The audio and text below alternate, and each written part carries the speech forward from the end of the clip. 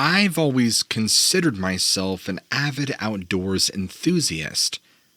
Growing up in a small town surrounded by tons of woods and mountains, you kind of get bit by the hiking bug. In fact, my family would often spend weekend upon weekend just camping and hiking or exploring the wilderness, especially in the spring, summer, and fall, but sometimes winter, depending on the weather. In fact, my father taught me pretty much everything he knew about surviving in the wild. Things like how to build a fire from scratch, being able to identify edible plants, even track game, you name it. My brother James, on the other hand, well, he wasn't as interested in these outdoor pursuits as I was. He preferred staying indoors with his video games and comic books. But every once in a while, we'd be successful to manage to drag him out along one of our adventures. Now that you know a bit about us, let me tell you about this particular camping trip that took place when I was 16. It started like any other weekend. My dad had found a new spot for us to explore during one of his solo hikes earlier that year. A secluded clearing within the forest where we could set up camp without ever being disturbed by other people or potentially wildlife. We would arrive at our destination late Friday afternoon. This was after driving for hours through winding dirt roads and navigating steep inclines. The sun was already beginning to dip below the horizon. We unloaded our gear from the truck and began setting up camp. A few hours into our stay at this remote location, something strange happened. We heard an eerie moan echoing through the trees around us. It sounded mournful and deep, like it came from a person, but none of us could quite put our finger on who or what sort of animal would make such a noise. At first, we assumed there might be another camper nearby, maybe one who had lost their dog or perhaps was trying to play a prank on us. Though, considering how far off the beaten path we were, seemed highly unlikely. As time went on and darkness decided to fall over the forest like thick velvet curtains, the noise continued. It seemed to move down the hill and back again, as if whatever was making it was searching for something or someone. My father and I decided that we should take a look around with our flashlights, just in case there really was an animal in distress nearby. That's when we split up. My dad went one way, while I went further up the hill where the sound seemed to be coming from. But despite our best efforts, neither of us could find anything out of the ordinary. There were no signs of other campers or any indication that an animal had even been through recently. Meanwhile, James had stayed behind at camp. He wasn't interested in investigating further, and would later admit to me that he did not remember much about what had happened.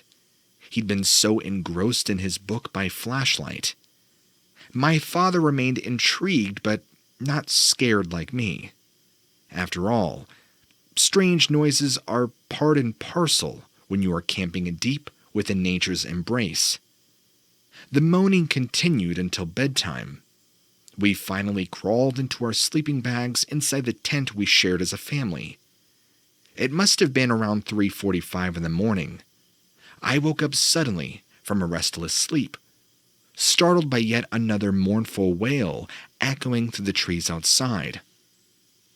I yelled out to my father, who lay snoring softly beside me.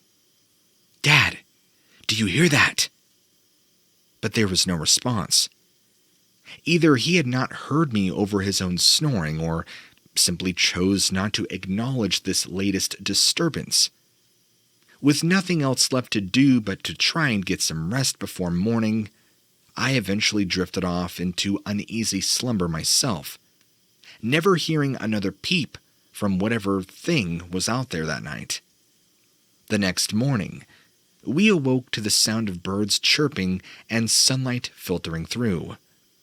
It was as if the strange events from the night before had never happened, and whatever uneasiness that was stirred up in the forest was now met with calm. My father stirred first, rubbing his eyes and yawning before sitting up. "Did you hear that noise again last night?" I had asked him hesitantly, not wanting to be the only one who remembered what had transpired. He looked at me thoughtfully for a moment before replying, "Yes, I did, but it's gone now, whatever it was." We went about our usual camping routine, preparing breakfast over an open fire, washing dishes in a nearby stream, and packing up our gear for another day of hiking and exploring. James seemed completely oblivious to what had occurred. He happily munched on his granola bar while chatting animatedly about his latest comic book obsession. As we set off deeper into the woods, I couldn't help but feel uneasy with each step I took. The memory of those moans lingered in my mind. It was like an unwelcome guest refusing to leave long after their welcome had worn thin. Despite my lingering fear, we enjoyed a beautiful day out in nature, discovering hidden waterfalls tucked away behind moss-covered boulders, stumbling upon breathtaking vistas where rolling hills stretched out as far as the eye could see. It wasn't until later that evening, when we returned to camp, that things took another bizarre turn. This time, there were footprints surrounding our tent. Large ones, unlike any animal tracks either my father or I had ever seen before. The prints were deep set into the soft earth around us, like whoever made them weighed considerably more than your average person. They led off into the woods toward where we'd heard those mournful wails emanating just the night before. My father and I exchanged worried glances, but neither of us wanted to alarm James, who remained blissfully unaware of the strange occurrences happening. We decided not to mention our discovery, at least not until we had a better idea of exactly what we're dealing with here. That night, as darkness once again came around our campsite, we huddled together in the tent, listening intently for any sign that whatever it was that had left those footprints might possibly return. But nothing happened. No mournful wails echoed through the trees, nor did anything disturb our slumber this time around. The following morning, we packed up, headed back towards civilization, each of us lost in thought about what might have transpired during our stay deep within nature's embrace. It wasn't until years later, when I saw similar reports online describing similar noises, roughly in a 100-mile radius, I realized maybe what we experienced isn't so uncommon. I don't think I'll ever forget that one particular night shift.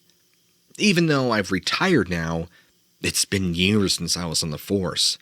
It's just one of those memories that can't be shaken off, no matter how hard you try.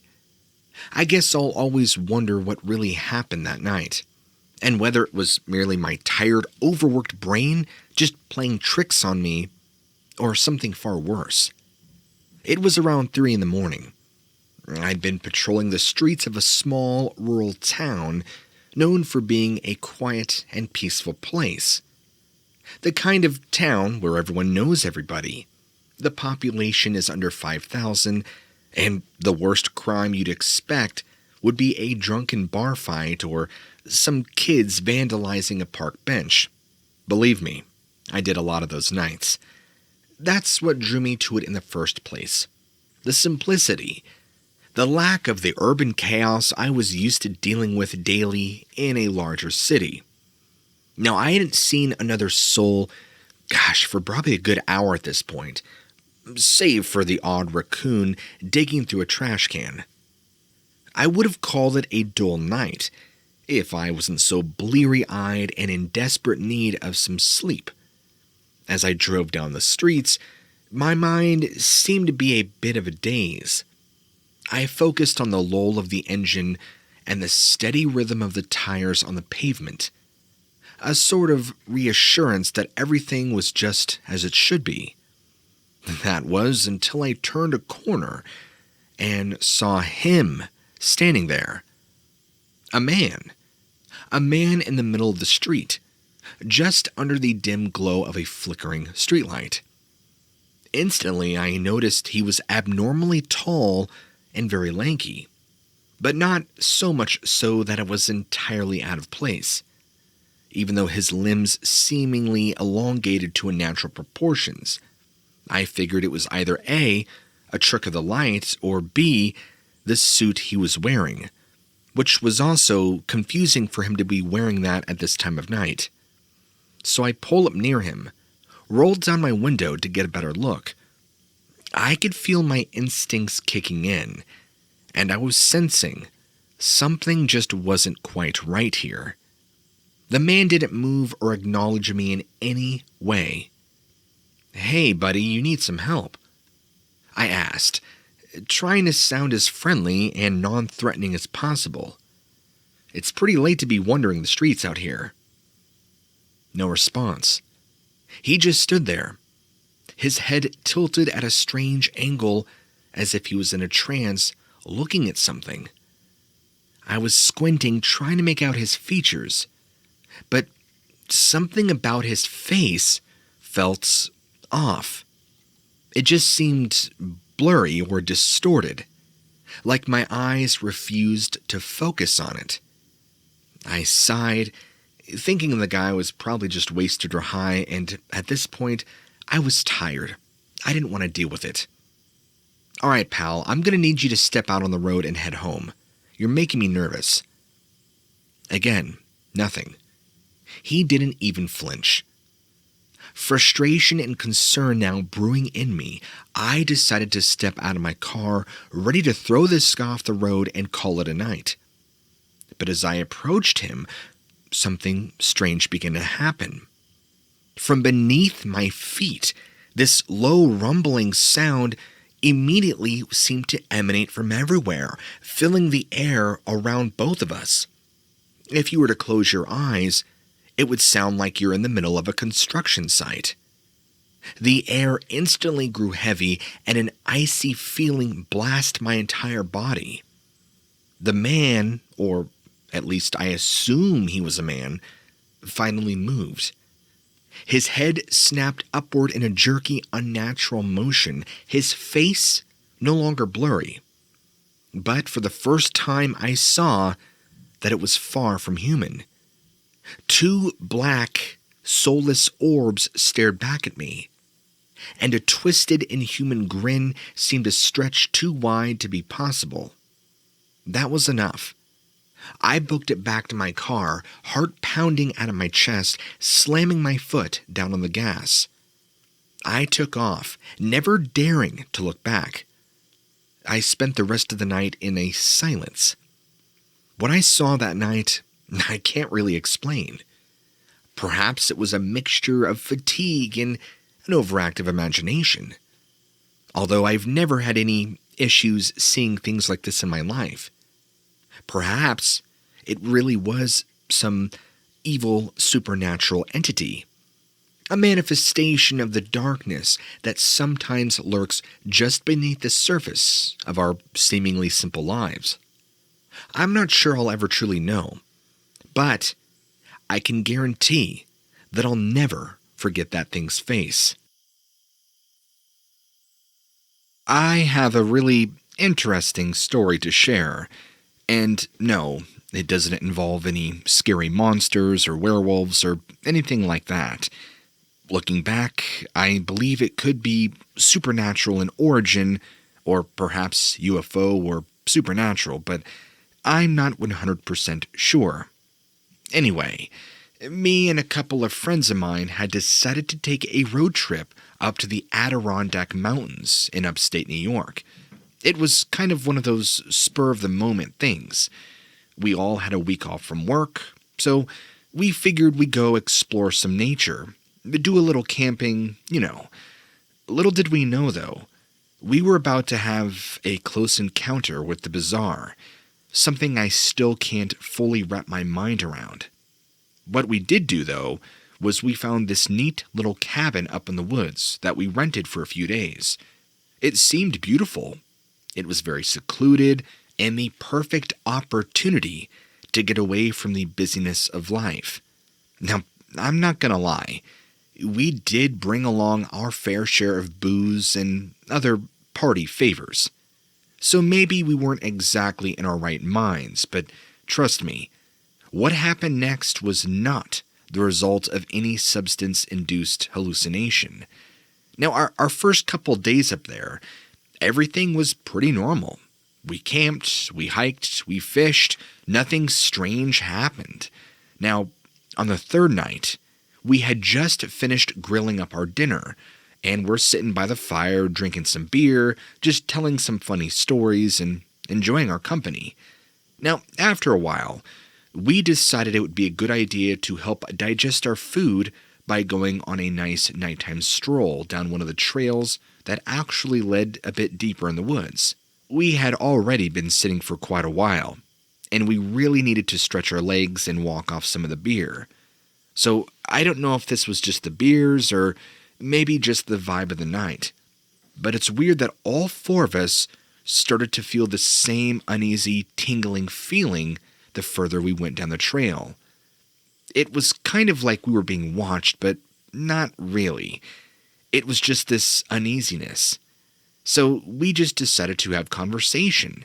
And so we're walking along, and one of my good buddies, Dan, stops dead in his tracks. And now he's talking on about something he saw up ahead, something that was white. And so we laughed at him thinking that it was a ghost, and we even rolled our eyes at him. We just assumed he was trying to mess with us. And so we shone our flashlights up ahead, and we all see something strange that he was pointing to. A freaking eerie, glowing light floating in the middle of the trail. This light was by itself, and it was not a result from any flashlight or campfire. It also appeared to be pulsating slightly, changing colors and hues every so often. Now, I ain't gonna lie, we were all freaked out by this, but also very curious. We tried to get closer to inspect this thing, and as we approached it, it seemed to become even more vibrant, almost as if it was reacting to our presence. And that's when the whole atmosphere around us began to change. We all got hit with this incredibly heavy feeling, like the air was thick and hard to breathe, and the air around us became more electromagnetic, like the air was full of static. All the sounds around us in the woods had become completely silent. There was just pure unnerving silence. Now my buddy whips out his camera and starts snapping pics of this glowing light. And as he did this, he had the flash mode on. The light seemed to react to the camera flashes, pulsating faster and changing colors a lot more frequently. At one point, it even began to appear to expand and retract, growing larger and then smaller. Now, just when we thought things couldn't get any more weird, the light was slowly starting to move, drifting further away from us down the trail. We felt inclined to follow it, like there was some sort of mysterious force dragging us further down. Now suddenly, as we chased this light, it's like we stumbled upon a strange part of the woods, one we did not recognize before. It was this perfectly round clearing. Now, before I go any further, keep in mind that we'd been going down this trail multiple times the past 3 days. We never saw this opening to this clearing ever. It was as if we were just led right to it.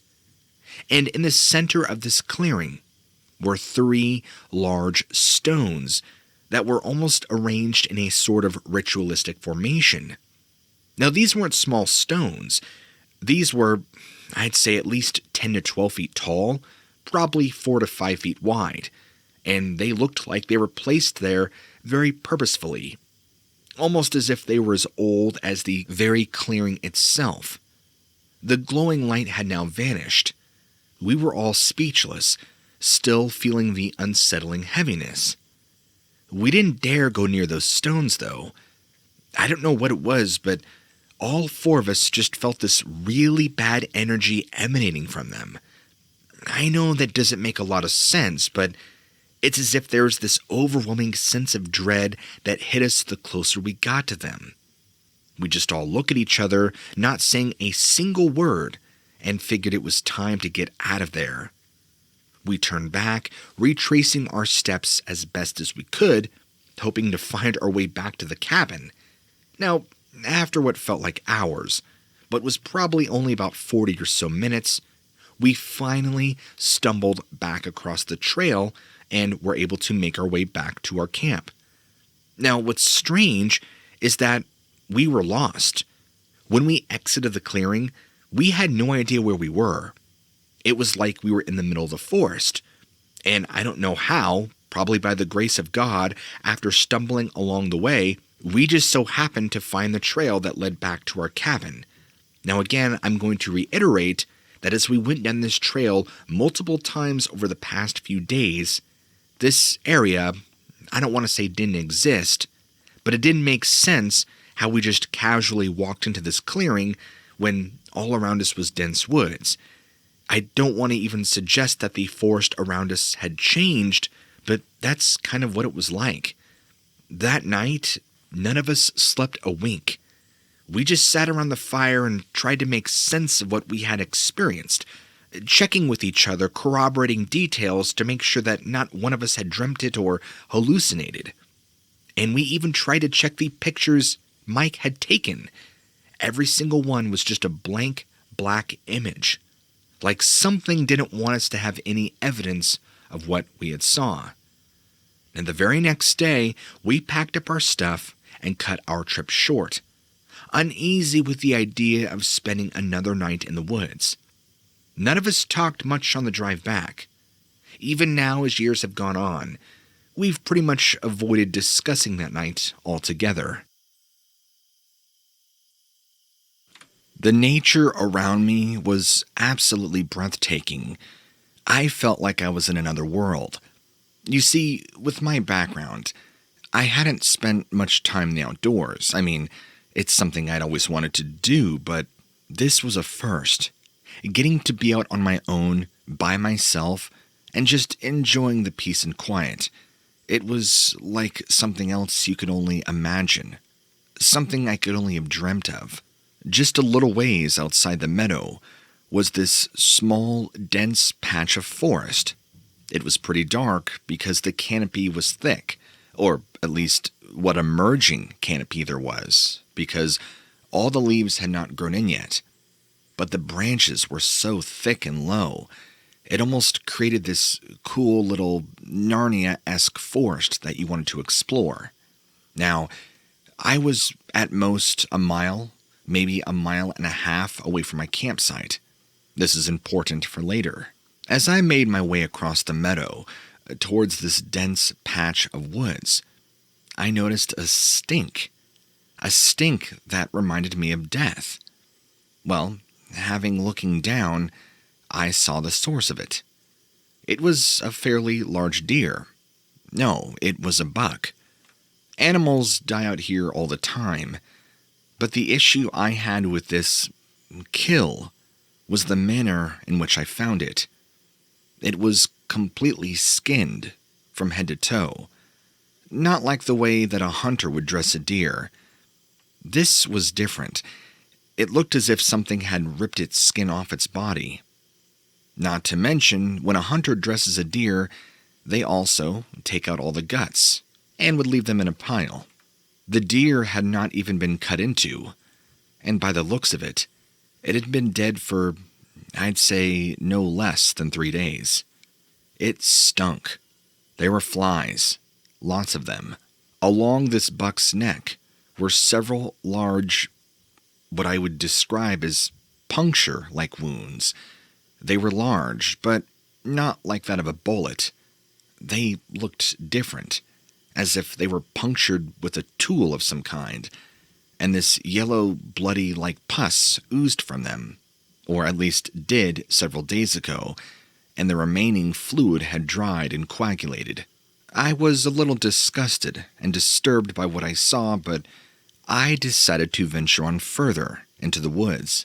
The first thing I noticed as I made my way into this very thick patch of forest was not just how low the branches were, but how dark it was. It was almost eerie. As I ventured in a little further to see if I can find any supplies like sticks or branches that I could use for, building a fire, I also realized that everything around me was growing quiet.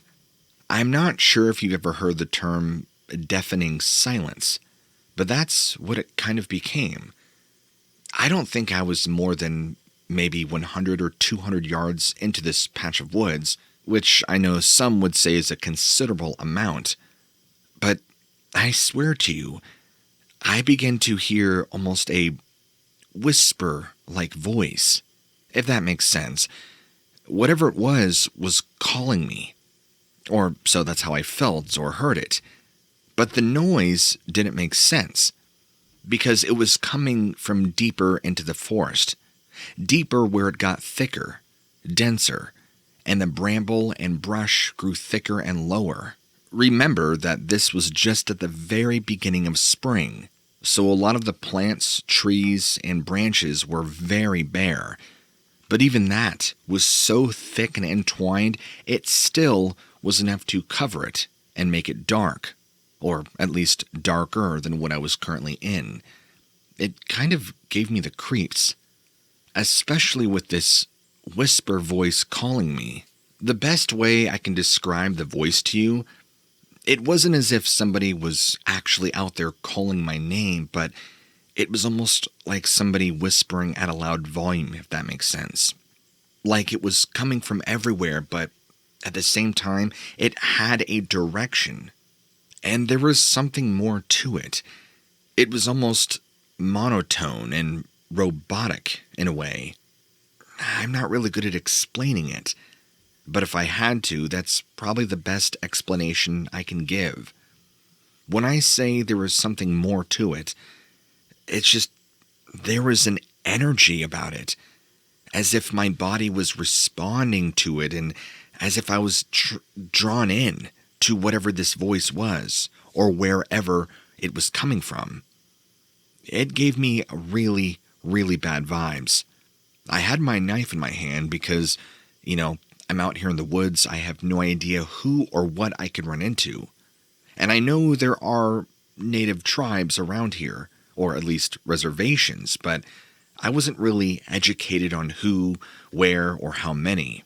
And I'm mentioning these things because the voice, or loud whisper voice, whatever you want to call it, kind of had this native shamanistic chant to it, or at least that's what I discerned. I decided it was probably best to head back to camp, and I kind of figured that, maybe I'm exhausted, maybe I'm just dehydrated. So I made my way out, walked all the way across the meadow, down one of the paths, through the woods, and back to my camp. When I got back, I had to restart the fire, and the sun was also getting ready to set. It was in the evening time, and I was surprised that I had spent the majority of the afternoon enjoying myself around the woods, just exploring and finding supplies. Anything I could use, really. Not just wood and things for a fire. But there was something else now. And I'm not trying to be over-exaggerative here, but I could have sworn that the energy around me had shifted. It didn't feel as peaceful as it did before. There was this sense of uneasiness that had washed over me, like a dread just lingering in the pit of your gut. It wasn't too heavy at this point, but you could feel it just lingering in the air. Now, part of me just chalked it up to the night and being nervous that it was my first night out there by myself. So, looking back, that's what I think I wrote it off as. I stayed up around the fire as it grew darker, and the feelings of unease and dread never changed. Surprisingly, the night around me was relatively quiet. Yeah, there were crickets, but they seemed a lot quieter than usual. And there were several points as I sat near the fire that I could have sworn that it got completely dead silent. I remember I was listening to every sound around me, worried that a mountain lion or a bear might stumble across my campsite and decide to have a second dinner. Fortunately, that never happened. But I'm pretty sure I heard movement in the woods coming in my direction. I mean, it's the forest. Of course there would be deer and other animals. But it sounded different. It felt different. After a few more hours of this going on, I decided that it was time for bed, and I just was probably exhausted from the day. So I climbed inside my tent as the last bit of my fire were nothing but red embers. Fortunately, and surprisingly, in that situation looking back, I was able to lull myself into a sleep. A deep sleep. Now, I can remember this first night. I had these strange, vivid dreams. The first one, I was a shaman watching this tribe dance in front of me with a large roaring fire. I remember I shot lightning out of my hands into the fire, and a face appeared.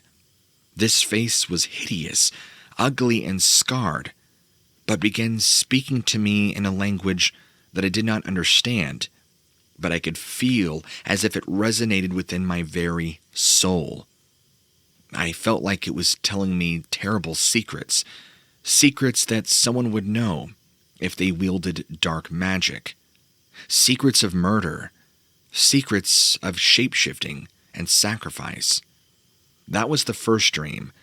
The second, I was a wolf on all fours hunting in the woods, and I came upon a man in his tent in the middle of nowhere.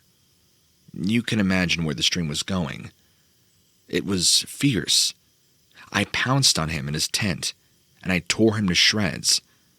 I'm savoring all the terrible, gory details, because the dream was extremely vivid, and it was almost as if my spirit had left my body, and I was experiencing another reality.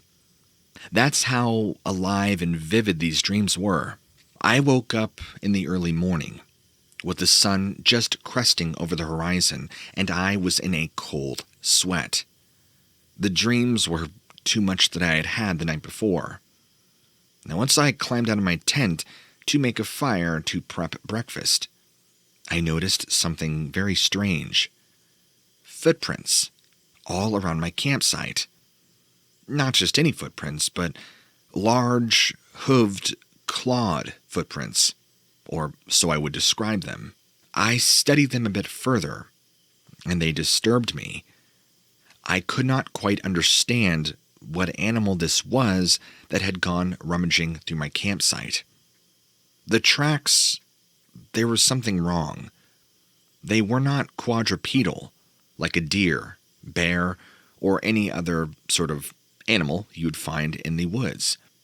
These were two, a set of two, and they moved like that, giving way that whoever or whatever this was either wearing boots or it was walking on two legs.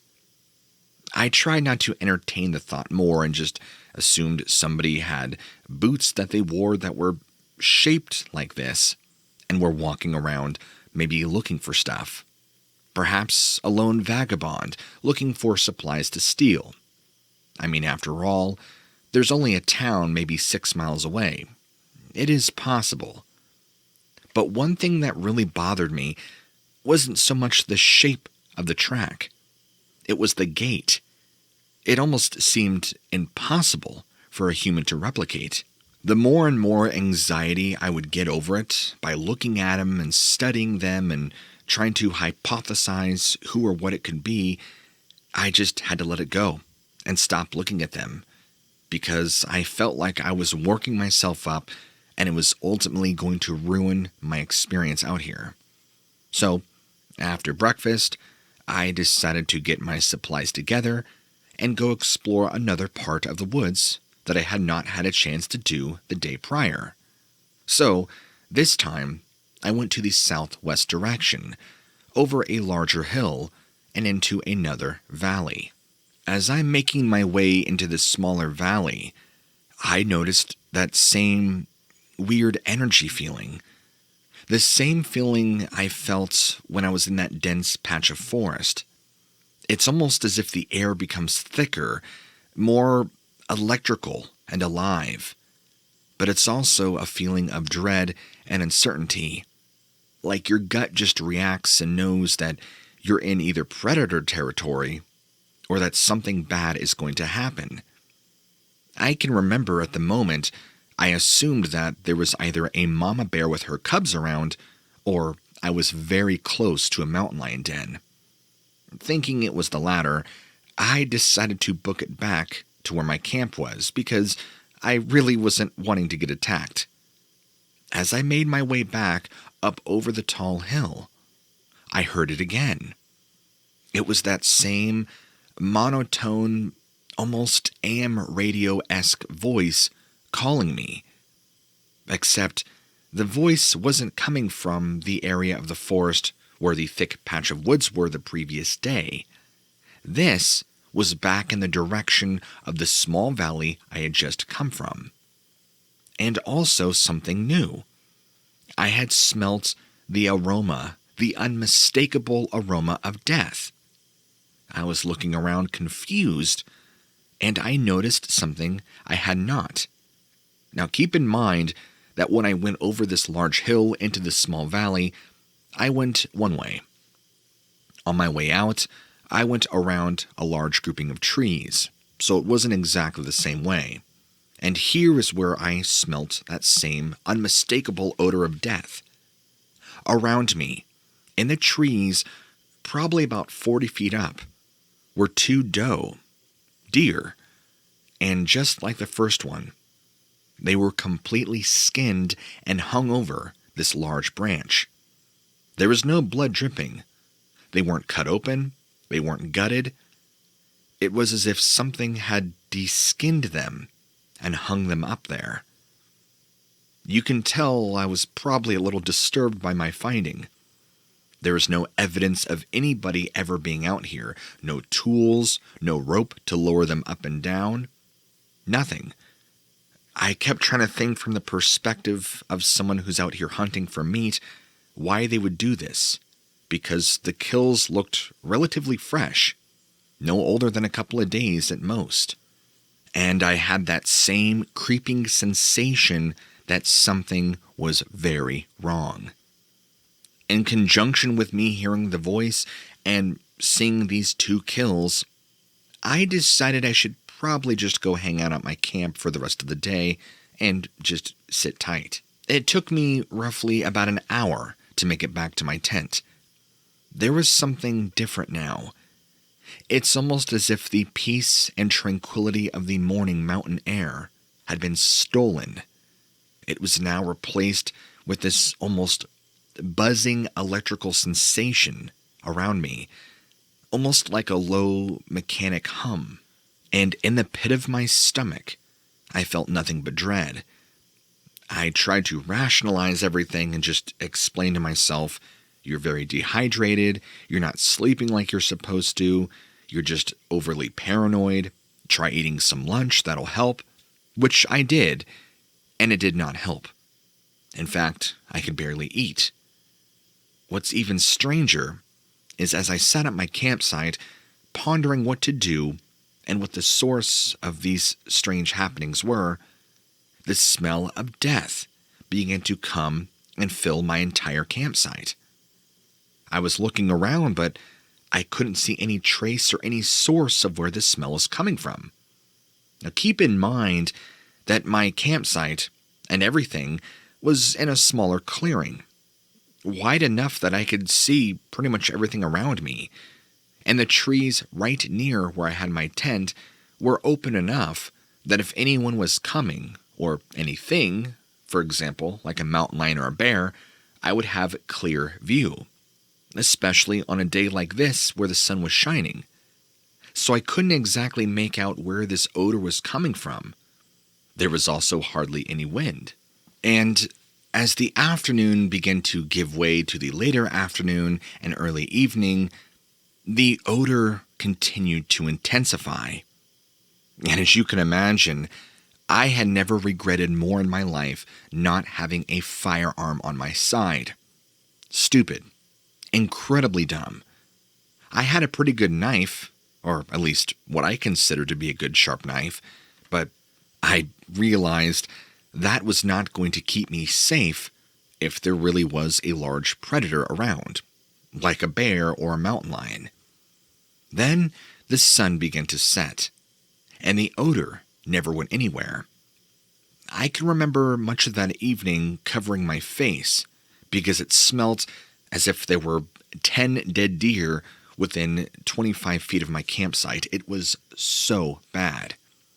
For those of you who ranch or are out and have smelt a dead cow or a dead horse, you'll know how strong and how stinky the smell of death can be.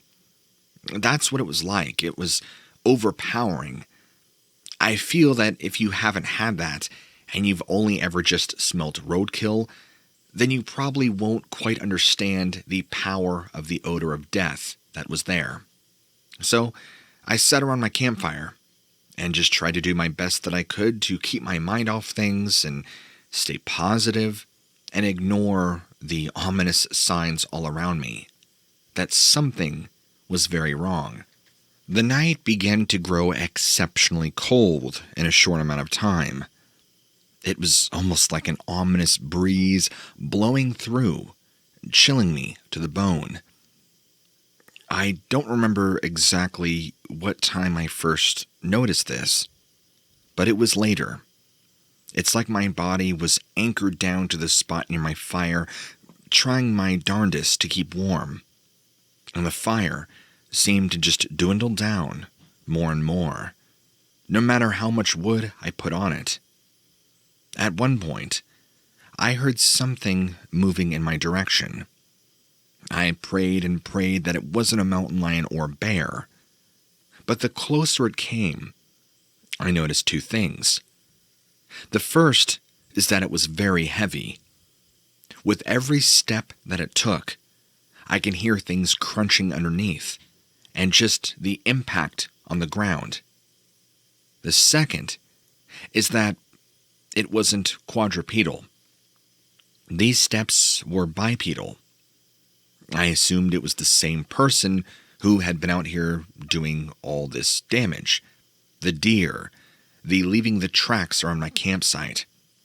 I gripped my knife, thinking that it's showtime. I'm about to get attacked, possibly mugged, if not murdered. That there's somebody living out here, causing this. As it got closer, it stopped, just beyond the edge of the clearing. I looked up, and I called out, "I know you're here. I know what you've been doing. Show yourself." It stayed quiet, and I noticed now that not only had the sounds of the forest completely ceased, which they had already been, but it almost seemed as if things were quieter than they ever were, or ever could have been. Now, maybe this was just my imagination, but I could have sworn I saw two eyes glaring at me. It was like this ominous yellow glow, but they looked animalistic, if that makes any sense, from the distance in which I was looking. They were pretty high up too, and I would just see it move along the tree line in the eastern direction, going away from me, but almost as if it was trying to keep an eye on me. And I say it because I don't think it was a person. It sounds silly for me to say this, but part of me wonders if this was some sort of shamanistic native spirit of some kind. I don't know, I'm just guessing.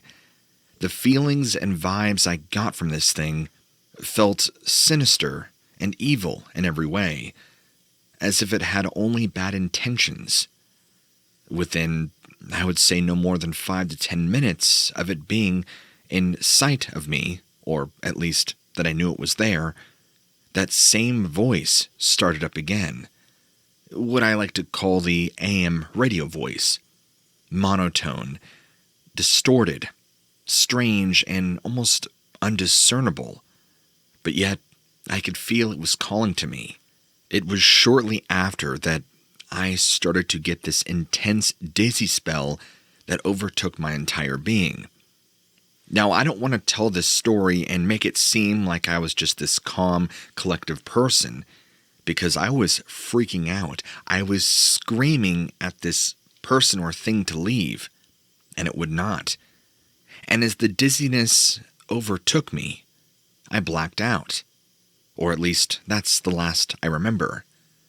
Now, at this point in the story, things definitely get weirder. After I had lost consciousness and fully blacked out, the very next thing that I could remember was waking up in the meadow that was roughly a mile or so away from my campsite. It was probably late morning or noon, what I would assume was the following day, unless I had blacked out longer, I don't know. But my shirt was missing, and I had blood all over my hands. Blood that wasn't mine. I felt extremely drained of energy, as if I had just ran 20 miles in 24 hours. I have never felt that exhausted. Yet, I had this strange, ringing, buzzing sensation all over my body.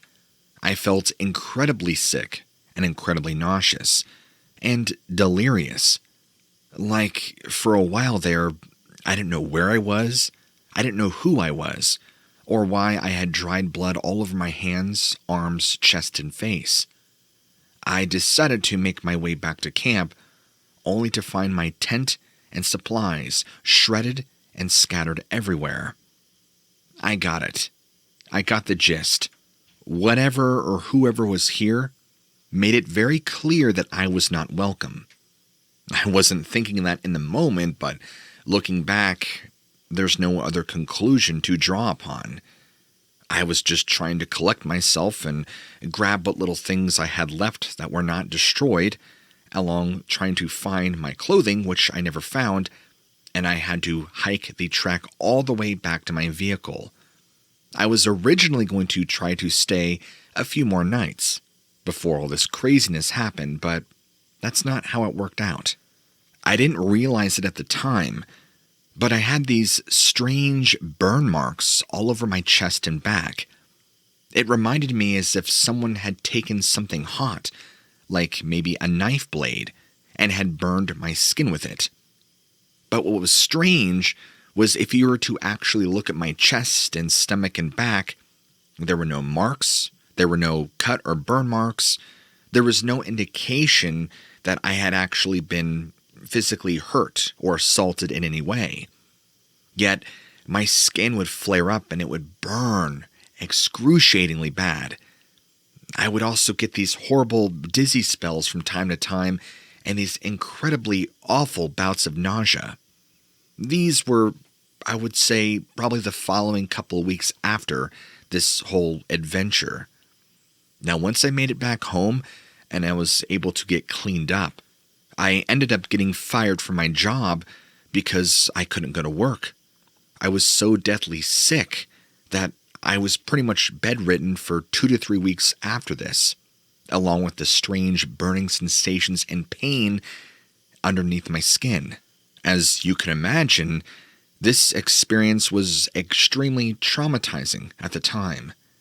And fortunately, I made a recovery, but it wouldn't be till the fall of that same year where I got a chance to speak to some friends of mine that are native, and I actually got to tell them my entire story, a much more condensed version than what I wrote out.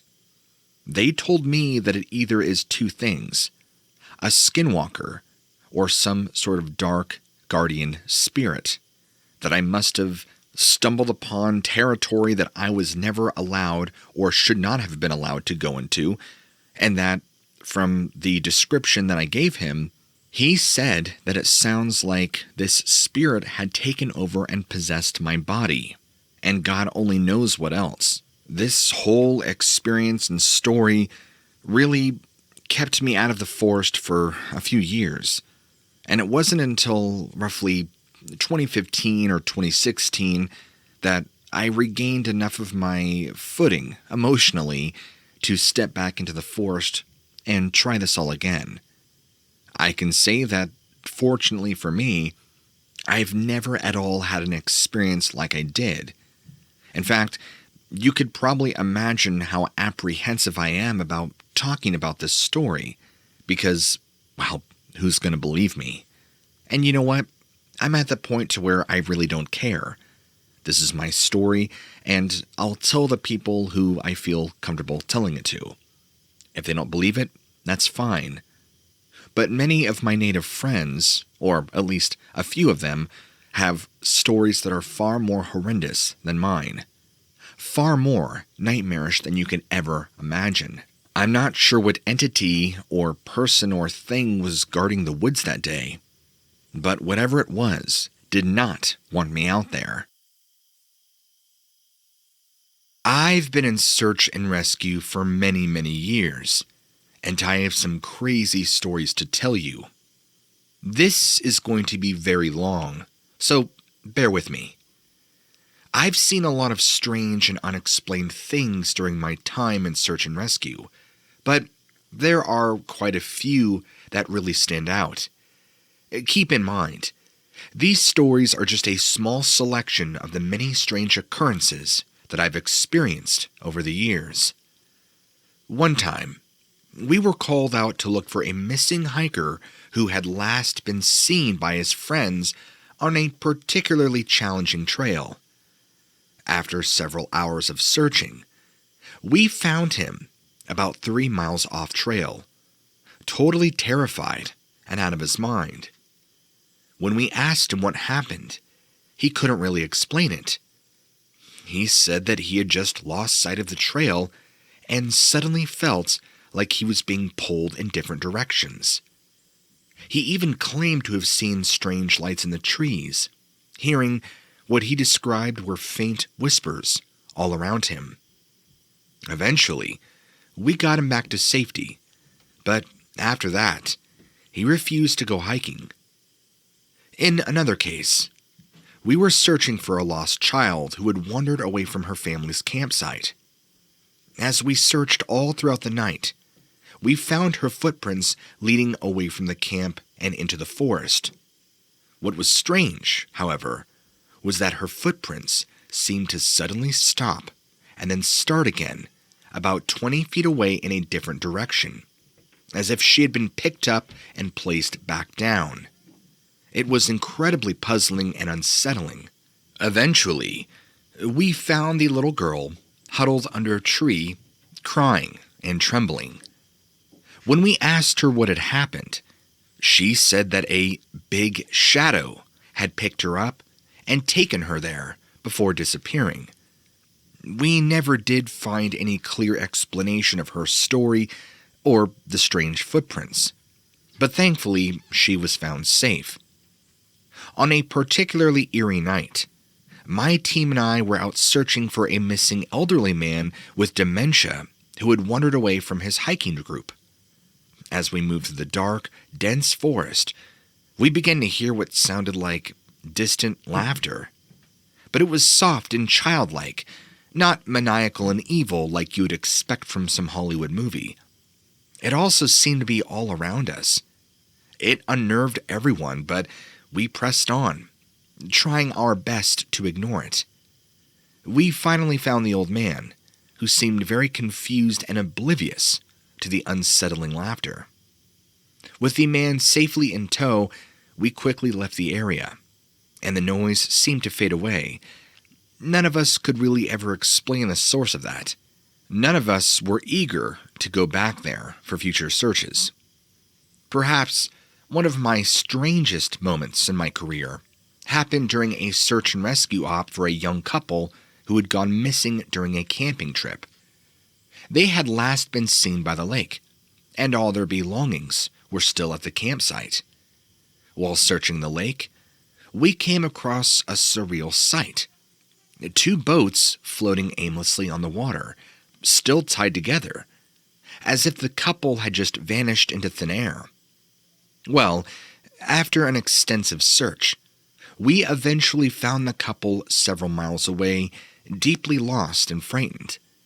They claimed that they had been lured away from their camp by a mysterious light that had seemed to almost hypnotize them, leading them deeper and deeper into the forest.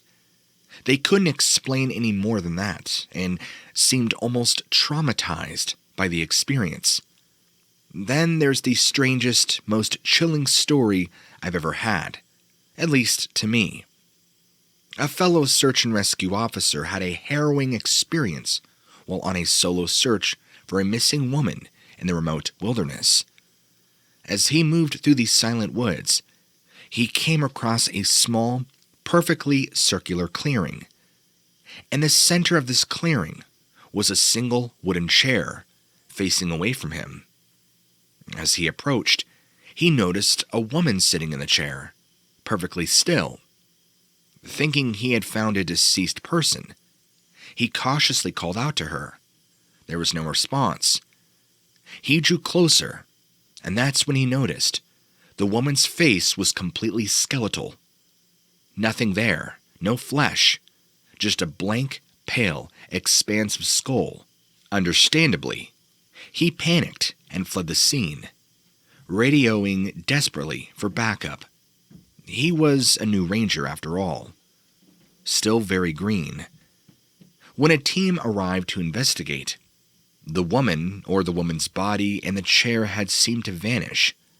The missing woman was eventually found miles away, but had no recollection of ever encountering a skull-like figure.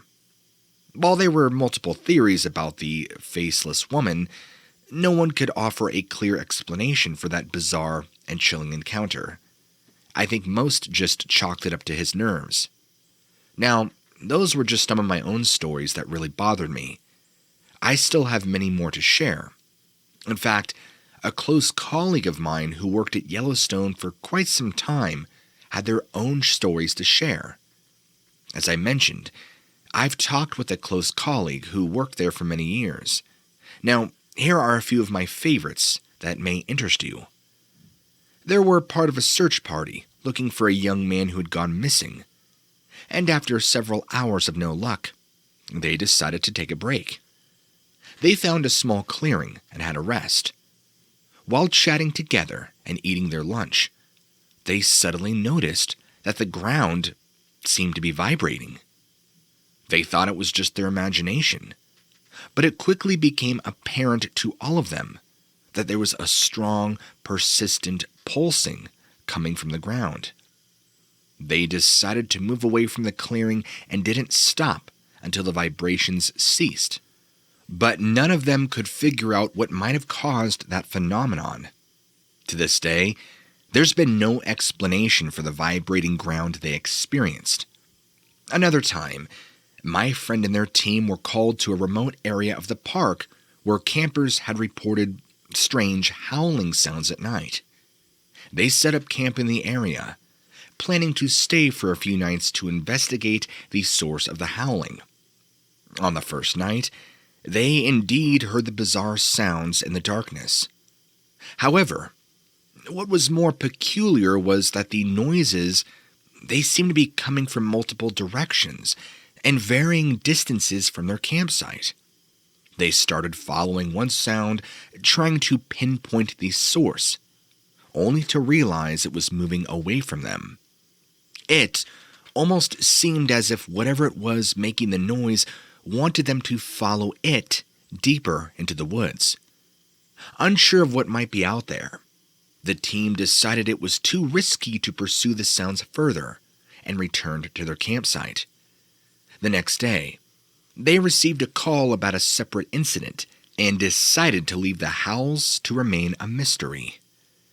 And in one especially odd case, my friend and his team were brought to examine a mysterious set of stairs that a hiker had reported in the woods.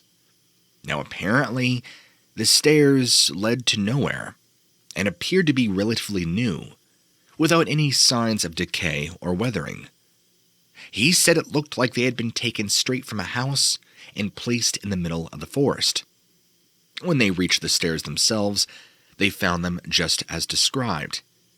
Feeling a sense of unease, they decided not to linger any longer than necessary and had marked the location on their map. A year later, when they returned to that area for an unrelated search, the stairs had vanished. On yet another occasion, my friend was investigating reports of bizarre and untimely animal mutilations in the park. These reports were unusual, since the mutilated animals appeared to have had their organs surgically removed, rather than being the work of predators. Dispelling their initial skepticism, they eventually found one of these carcasses themselves, a deer, with its organs removed and arranged in a strange pattern around the body. The cuts on the deer appeared to be clean and precise, unlike anything they'd seen before from a natural cause. Despite their extensive search of the area, they found no sign of who or what could have done such a thing to the deer, and the case remained unexplained.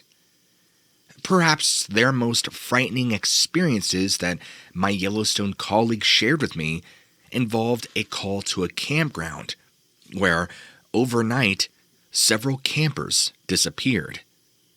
When they reached the site, they found that 3 tents were collapsed. It appeared that a struggle had taken place. They also noted the campfire had been hastily extinguished, as if someone had thrown water on it. In the middle of the campsite was a single, pristine white surgical glove, which seemed bizarrely out of place here in the wilderness. Upon a thorough search, they found no trace of the missing campers, nor any indication of where they might have gone. As with many of their other strange encounters, this one remained a mystery. Turns out that her boss, too, had a series of strange accounts and experiences from 1995 to 1999, before she retired. Now, according to my colleague, her boss had once been called to investigate the mysterious deaths of several birds found in one specific area of the park. What was strange about this incident was that all the birds seemed to have died from the same cause.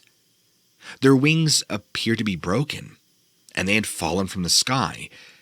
It was as if something had suddenly and violently struck them down while they were in flight. No signs of disease or other natural causes were identified, and the phenomenon, well, that was never explained. Another unsettling experience her boss recounted involved a group of campers who reported seeing strange lights in the sky over their campsite. When this boss was called in to investigate, she noted that not only the campers were visibly shaken, but that all of their electronic devices had ceased to work. Cell phones, GPS, and even flashlights. After checking the area, she couldn't find any evidence to explain the strange occurrence. However, there was this strange blue-like liquid or slime found along several of the trees there. She didn't go into much more detail.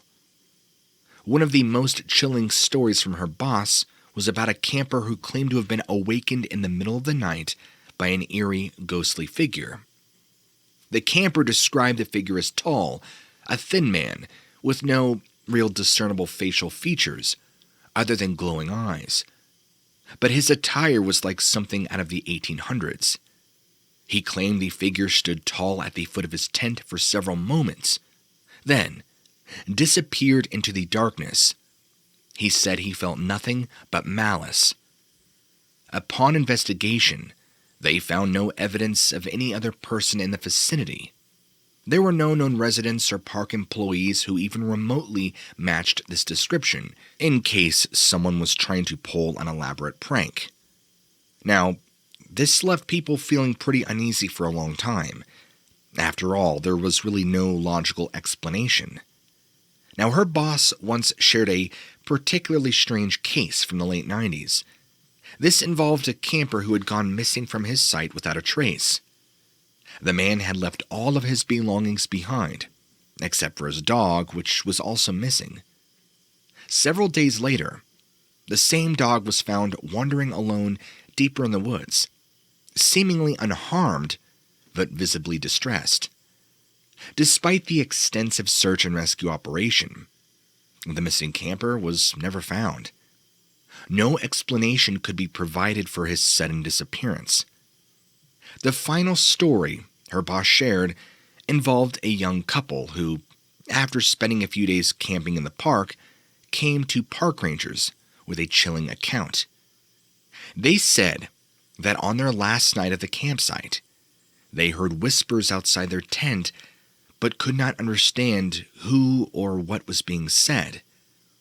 As the night progressed, the whispers grew louder and more insistent, accompanied by scratching noises just outside the tent. Eventually, they mustered the courage to open their tent and found a small, ragged doll lying next to their fire pit. The doll, seemingly handmade with crude features and old, tattered clothing, seemed bizarrely out of place in the park. The couple had no idea where it came from. The park officials took the doll and searched for any other campers in the area who might be responsible for this. The couple left the park that day, visibly shaken by the incident, and the mysterious origin of the doll was never discovered.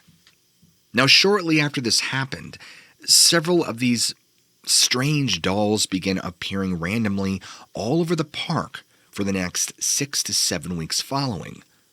Some were more crude than others, but there was just something so unsettling about each one.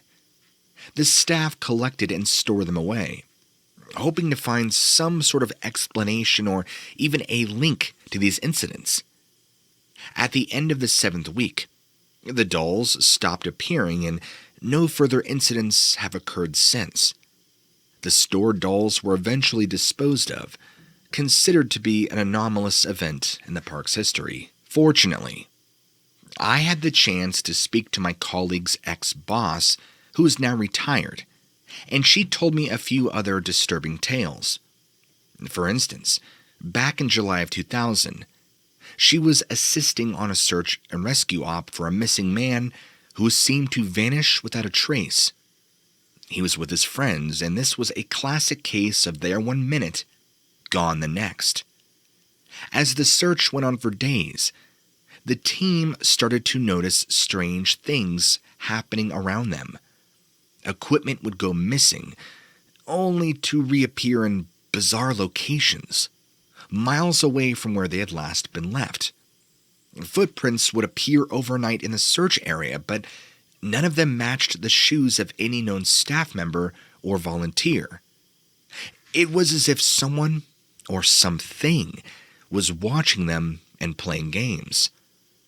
On the 5th day of the search, the team came across a small cave deep within the woods. The cavern was filled with personal items belonging to the missing man, as well as articles of clothing and other belongings that seemed to have no connection to the case. It was believed that at one point or another, this was an old bear den. Most disturbingly, the cave walls were covered in strange symbols and writing, probably written with chalk, most likely, but they had remained there for a long time. And despite additional investigation, the meaning behind what was written on the rock was just remained a mystery. The missing man was never found. Another eerie incident her boss shared with me happened in the early 2000s. Rangers received multiple reports from visitors claiming to have witnessed a strange phenomenon in the sky. They described seeing the clouds suddenly parting in the shape of a perfect circle, revealing a bright light that slowly moved across the sky before vanishing. Several park employees also observed the strange event, but no explanation could be found. Officials quickly dismissed the incident as a weather anomaly, but many of those who witnessed the phenomenon believe they saw something more unnatural. Her ex-boss also told the disturbing story about an experienced hiker who vanished on a well-marked trail one afternoon. The man had been hiking alone, but had been in contact with his family via radio throughout the hike. At some point during the day, his transmissions became garbled and unintelligible before ceasing altogether. When the search team arrived on the scene, they found the man's backpack and radio, but he was nowhere to be found. After several days of fruitless searching, the operation was called off. The man was presumed dead. However, the following spring, the missing hiker suddenly reappeared in the park, alive and well. When questioned about his disappearance, he claimed to have no memory of the past several months, and no idea how he had survived the harsh winter and fall in the wilderness. He showed no signs of injury or malnutrition, and seemed genuinely perplexed about the entire ordeal of him missing for nearly 7 months. Now, to this day, the story of his disappearance and miraculous survival remains such a mystery. There was one family that did seemingly vanish without a trace back in 2001. I forget their names, so forgive me. A mother, father, and their 2 sons completely vanished. It was the peak season for camping, and as an SAR officer, we usually saw a lot of families coming and going out of the park. This family, let's call them the Johnsons, arrived on a sunny day in July. They seemed like your typical, ordinary, happy family, looking forward to spending some quality time in the outdoors. They checked in at the welcome center, headed to their campsite, which was a little ways off the main path, but not too far away from the other campers. For the first few days, everything seemed normal. They were seen hiking, fishing, and they even rented a boat to spend a day on the lake. Other campers reported seeing them laughing and enjoying themselves, just like any other normal family on a vacation. And on the 4th day of their stay, everything changed. When a park ranger passed by their campsite early that morning, he noticed the family's tent and other belongings were still there. But the Johnsons were nowhere in sight. He assumed they'd gone for an early morning hike, so he made a mental note to check back later. Now, one thing to note here is their son, who was about 13 or 14 at the time, had a disability. It was believed he either had Down syndrome or autism, but the notes on that aren't exactly clear. When the ranger returned in the afternoon and saw the campsite was still empty, well, he started to feel a bit uneasy. He contacted the welcome center later in the afternoon to see if the family had checked out or maybe mentioned any plans or excursions, but there was no record of them leaving. At this point, in the evening, they initiated a missing persons search, as this kind of unexplained disappearance was highly unusual. SAR officers, rangers, and even other campers volunteered to join in, looking for this family. They conducted interviews with nearby campers and employees to gather as much intel as possible, but no one had seen or heard anything strange. It was as if the family had mysteriously disappeared. Days would turn into weeks, and despite our best efforts, there was no trace of the family. In a last-ditch attempt, we brought in the canine unit, hoping they could pick up on their scent. Now, surprisingly, the dogs were able to pick up on their trail, but it led us deeper into the park to a very remote and treacherous area. The trail ended at the edge of a steep cliff, overlooking a deep ravine. We searched the area thoroughly, but there was no indication at all that any of them had fallen or tried to climb down. It was as if they had just walked straight up to the edge of the cliff and vanished. Now days turned into weeks and eventually months. We had to accept the fact that the family was likely gone for good. Despite countless hours of searching, hundreds of people volunteering their time, including family and friends, and we never found a single clue of what happened to them.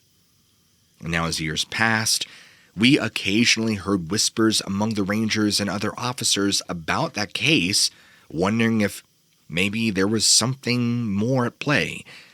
Some believed they had stumbled upon one of the infamous staircases, while others speculated they'd encountered something more sinister. But for most of us, the technical explanations fell short when confronted with the reality that the entire family had simply vanished. Now later on, about 9 months later, give or take, there was half a human skull found about 9 miles away up a rocky incline that was extremely steep. Apparently, the DNA on that skull matched the DNA to the father, or so I was told. The chilling discovery left many of us with even more questions than answers. How had the father's skull ended up so far away from their last known location? And what about the rest of the family? Were they still out there somewhere, or had they met a similarly grim fate? This older woman, for the sake of this, we'll refer to her as Elsie.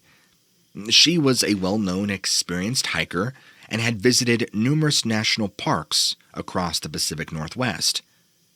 She was in her later 60s, loved to travel, was single, and had an incredible amount of energy and determination. She was one of those people who would just light up the room every time she entered in. And on this particular trip, Elsie had decided to explore the national park, or at least one of the national parks in Idaho that she had never been to before. She was excited about this new adventure and could not wait to hit the trails. She had researched the park extensively, picking out her favorite trails and prepared her gear carefully. She well informed her family about her plans specifically and even invited a few of her friends to join her. But they were not up for such an intensive hike. Undeterred by this, Elsie set out alone, confident in her abilities and thrilled for the adventure that awaited. On the first day of her hike, Elsie followed a well-marked trail up into the mountains. As she hiked, she admired the breathtaking views and marveled at the beauty of the landscape around her. She spent hours taking in the sights, stopping to snap photos and rest when needed. Now, despite being alone, she didn't feel lonely as the beauty of nature kept her company, as she always said. Now that night, Elsie set up camp in a small clearing near a running stream. She cooked herself dinner by a makeshift fire, gazing up at the stars as they began to appear in the sky. And one by one, they seemed to multiply until the entire sky sparkled like a diamond-studded blanket. The following morning, Elsie continued her hike deeper into the park, following a different trail that led her past rivers, through foliage, and over small hills. The trail, however, was less maintained than the previous days, and Elsie began noticing some strange phenomena. Unusual rock formations caught her eye, and quiet whispers of the wind through the trees seemed to carry voices speaking in hushed tones. Still, she pressed on, determined not to be spooked by her own imagination or potential paranoia. But as the day wore on, these strange occurrences did not stop or slow down.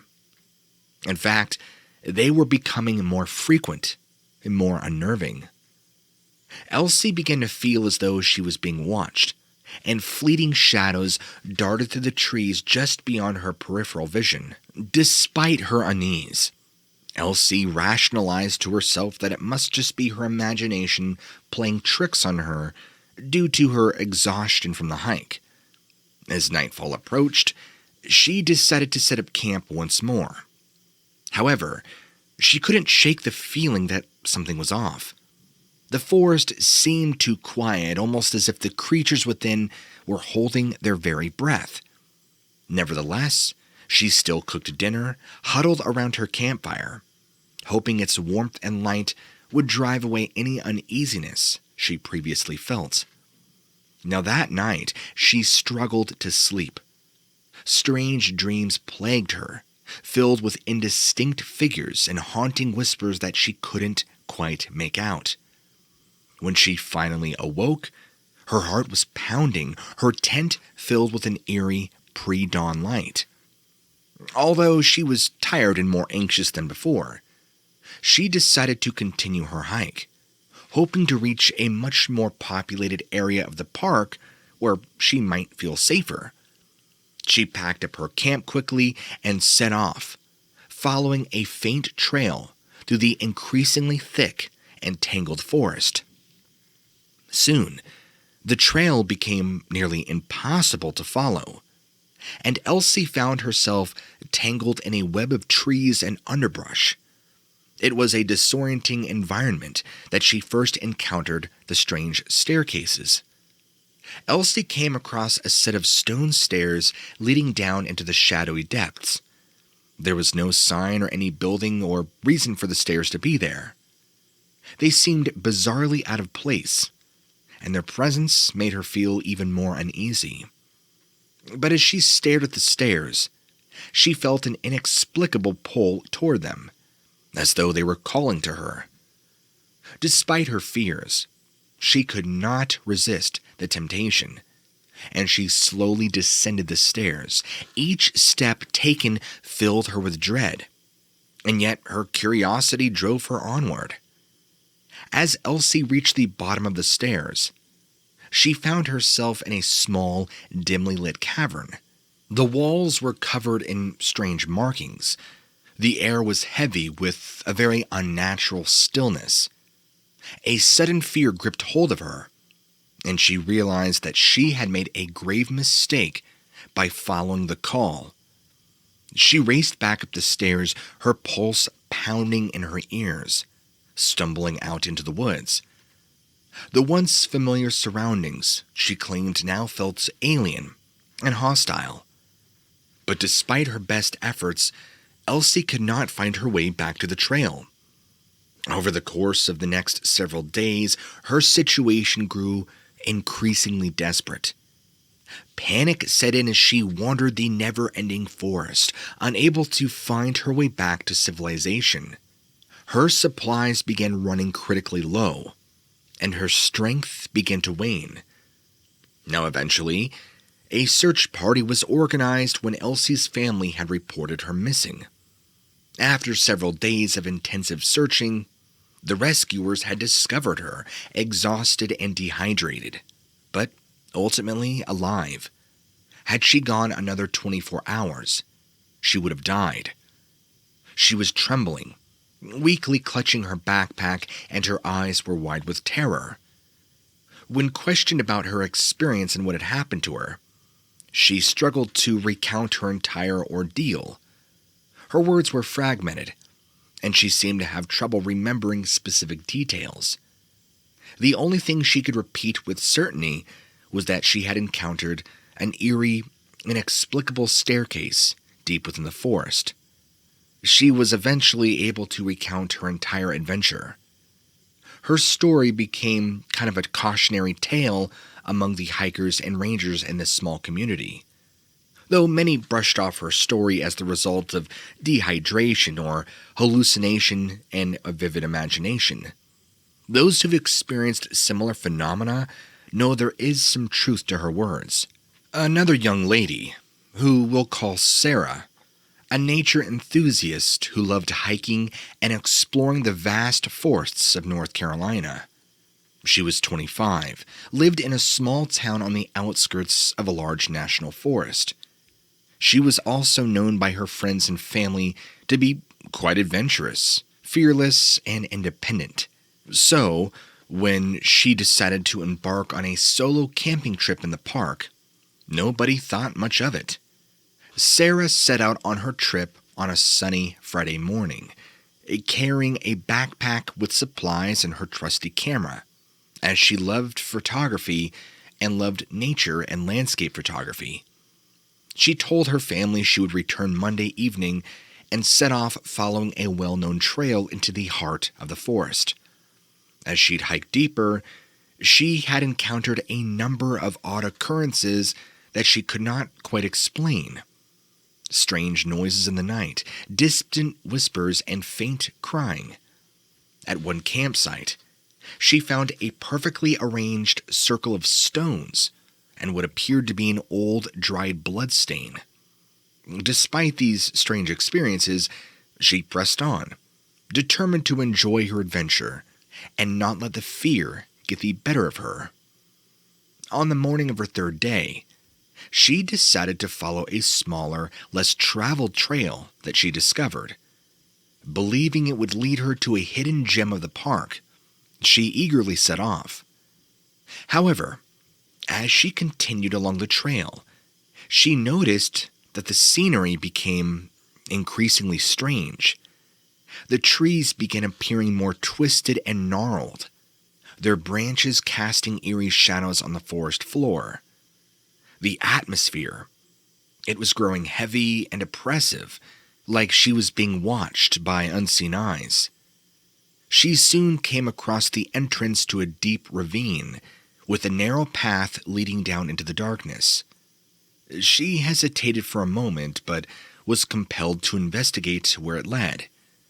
As she descended into the ravine, the air grew colder and darker, and suddenly an unnatural fog had enveloped the entire area, making it much more difficult for Sarah to see more than only a few feet in front of her. She was scared, but continued to remind herself that she was going to be okay, even though an overwhelming sense of dread had washed over her.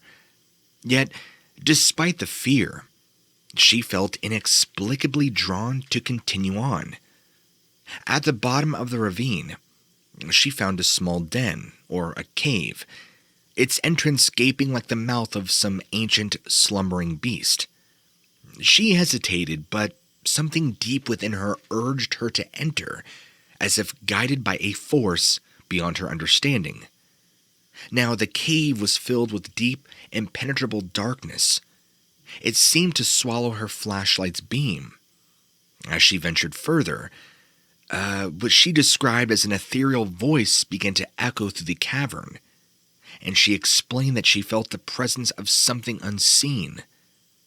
Hours later, having navigated the tunnels, subdued her growing panic, she emerged from the cave into daylight, but the familiar North Carolina forest was gone. Instead, she found herself standing on the shores of a vast, fog-shrouded lake. Disoriented and frightened, she searched for a way back in the cave, believing it would lead her back to the way she came. However, the entrance or exit she had taken seemed to have mysteriously vanished, leaving her trapped in this unfamiliar place. She wandered the shores of this lake for days, and she encountered a strange phenomena that only added to her growing sense of fear. She swore she would see figures in the fog that would disappear when she tried to approach them. Sounds would echo across the water, and cries of an unknown animal throughout the trees. Even the air around her seemed charged with an unearthly energy. Now eventually, she stumbled upon a small, derelict-looking cabin nestled by the lake. Exhausted, she chose to lay there for the night. Now, as soon as night fell, the cabin became alive with terrifying activity. Sarah recounted experiencing dark, shadowy figures moving past windows, strange voices whispering in the corners of the room, and even screams rang out from the depths of the forest around her. This cabin seemed like an old homestead many years ago, or just a place that had been left to rot in the woods. Terrified but determined, Sarah decided to confront the unseen forces and begin to speak out loud, asking for help for whatever was tormenting her. To her amazement, the activity ceased just as the first light of dawn peeked through the trees. For 2 more days, she remained by this cabin, attempting to communicate with whatever presence seemed to be controlling her experience. Each time she spoke, the fog would slowly part, revealing more of the mysterious landscape, until finally, as she made a heartfelt plea to be returned home, the fog lifted entirely. In its place stood the entrance to the cave that she had entered days before. Sarah, going back into the cavern and moving through its many tunnels, desperately hoping she would find her way back. When she finally emerged, the forest, its familiar sights and sounds greeted her. She was able to make her way back after a few more days, and tearfully reunited with her family. They were shocked to learn that she had been gone for over a month, while Sarah insisted she had only been gone for 6 days in total. The events of her disappearance left her shaken but alive, and she recounted it with absolute truth, or so she stands by, to her family and friends. When she tried to retrace her steps later on to show officials where she'd gone, the cave or the ravine could not be found, and the trail leading to the ravine had actually vanished, swallowed up by the forest. She swears it was a well-worn game trail, but there was no such trail there. In time, Sarah would move on with her life and continue her love for nature and photography. But she would never forget her experience. The mystery of her disappearance and the strange realities she encountered in that fog-shrouded place continued to puzzle her and her family. Now, that particular story was shared with another good friend of mine who lives over in Georgia. But he has worked all around the parks from North Carolina, South Carolina, Alabama, Georgia, Florida, and, as of recently, began working in West Virginia. He does far more than just ranger services. He's done an extensive length of search and rescue operations, and now primarily deals with a lot of Forest Service admin type stuff. Now this friend, I'll refer to him as Dennis, he told me about a time when he was more of a rookie, and he was doing some maintenance work on one of the longer trails that extended deeper into a less maintained part of the trail. This was in the early 90s. They were working with a group of about 5 other people, and they were all staying in a work cabin near the site for a few days, because that's how long it would take to complete the job. On the first night, they all sat around, talking about their work experiences. One of the older, more experienced rangers at the time, who had already been with the Park Service for many years at this point, began talking about the strange, ghostly whispering around a certain patch of trees. It was speculated that a lot of Native Americans had perished here, or that supposedly a burial mound was constructed and then completely demolished in the process of establishing the park. He said they'd come across several places in the park where, if you stood still and listened, you could hear what sounded like someone trying to beckon you further into the woods. Of course, most of them scoffed, saying it was probably just the wind blowing through the trees, but this older gentleman insisted it was different. Well, the next day on lunch break, a few of them decided to go investigate. This spot was roughly 15 minutes away from where they were working. So they walked into this dense section of trees, and they stopped to listen.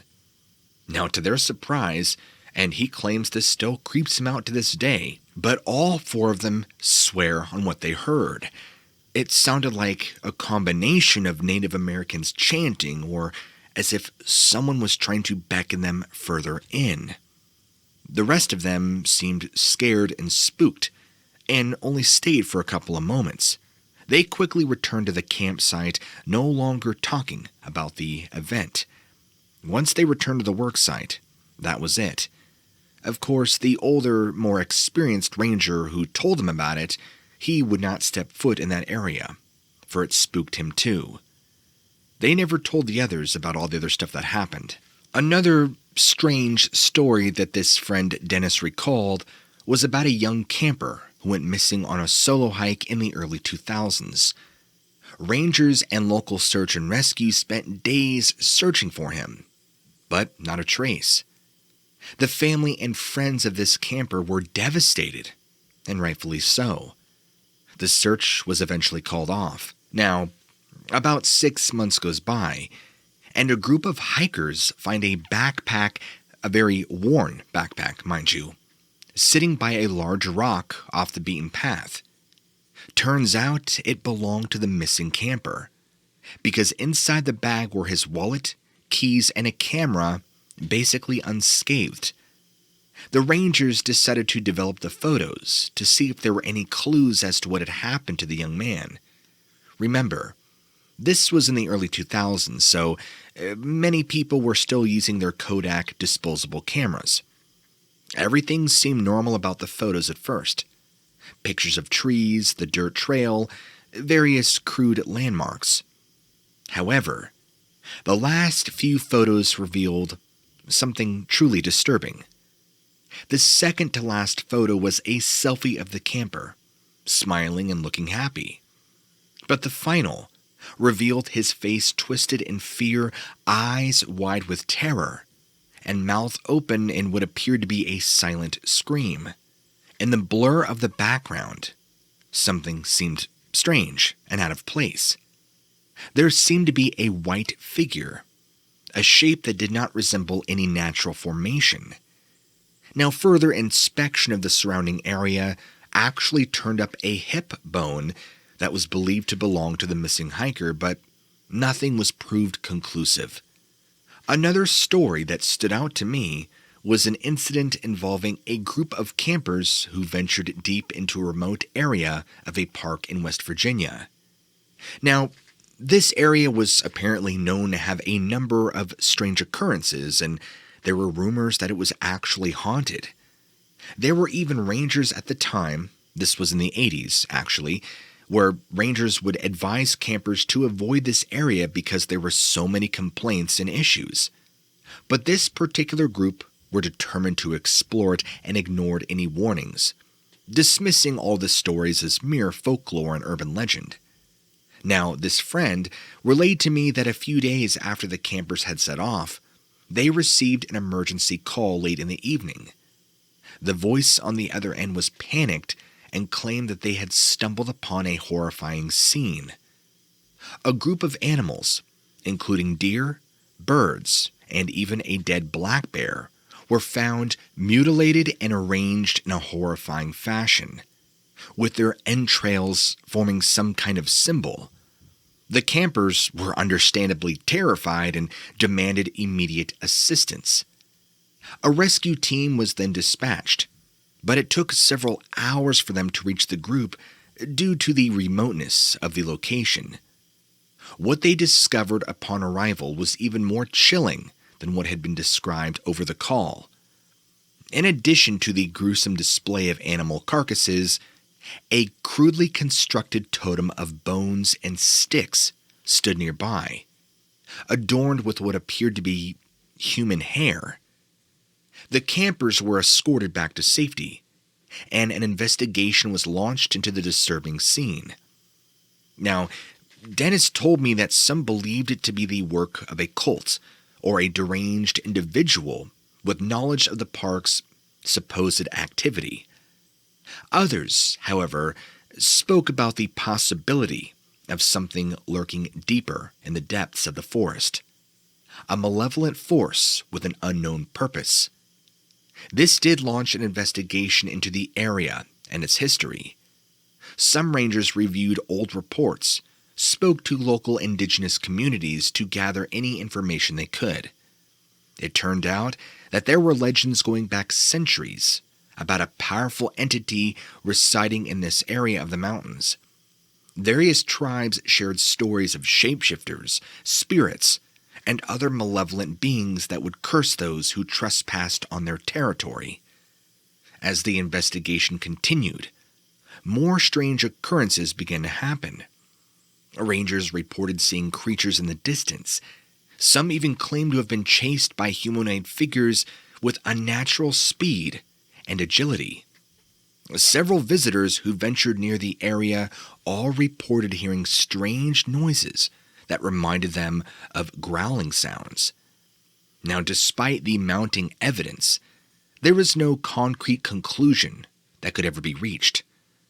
Officials eventually decided to permanently close off the area to visitors, citing concerns for public safety.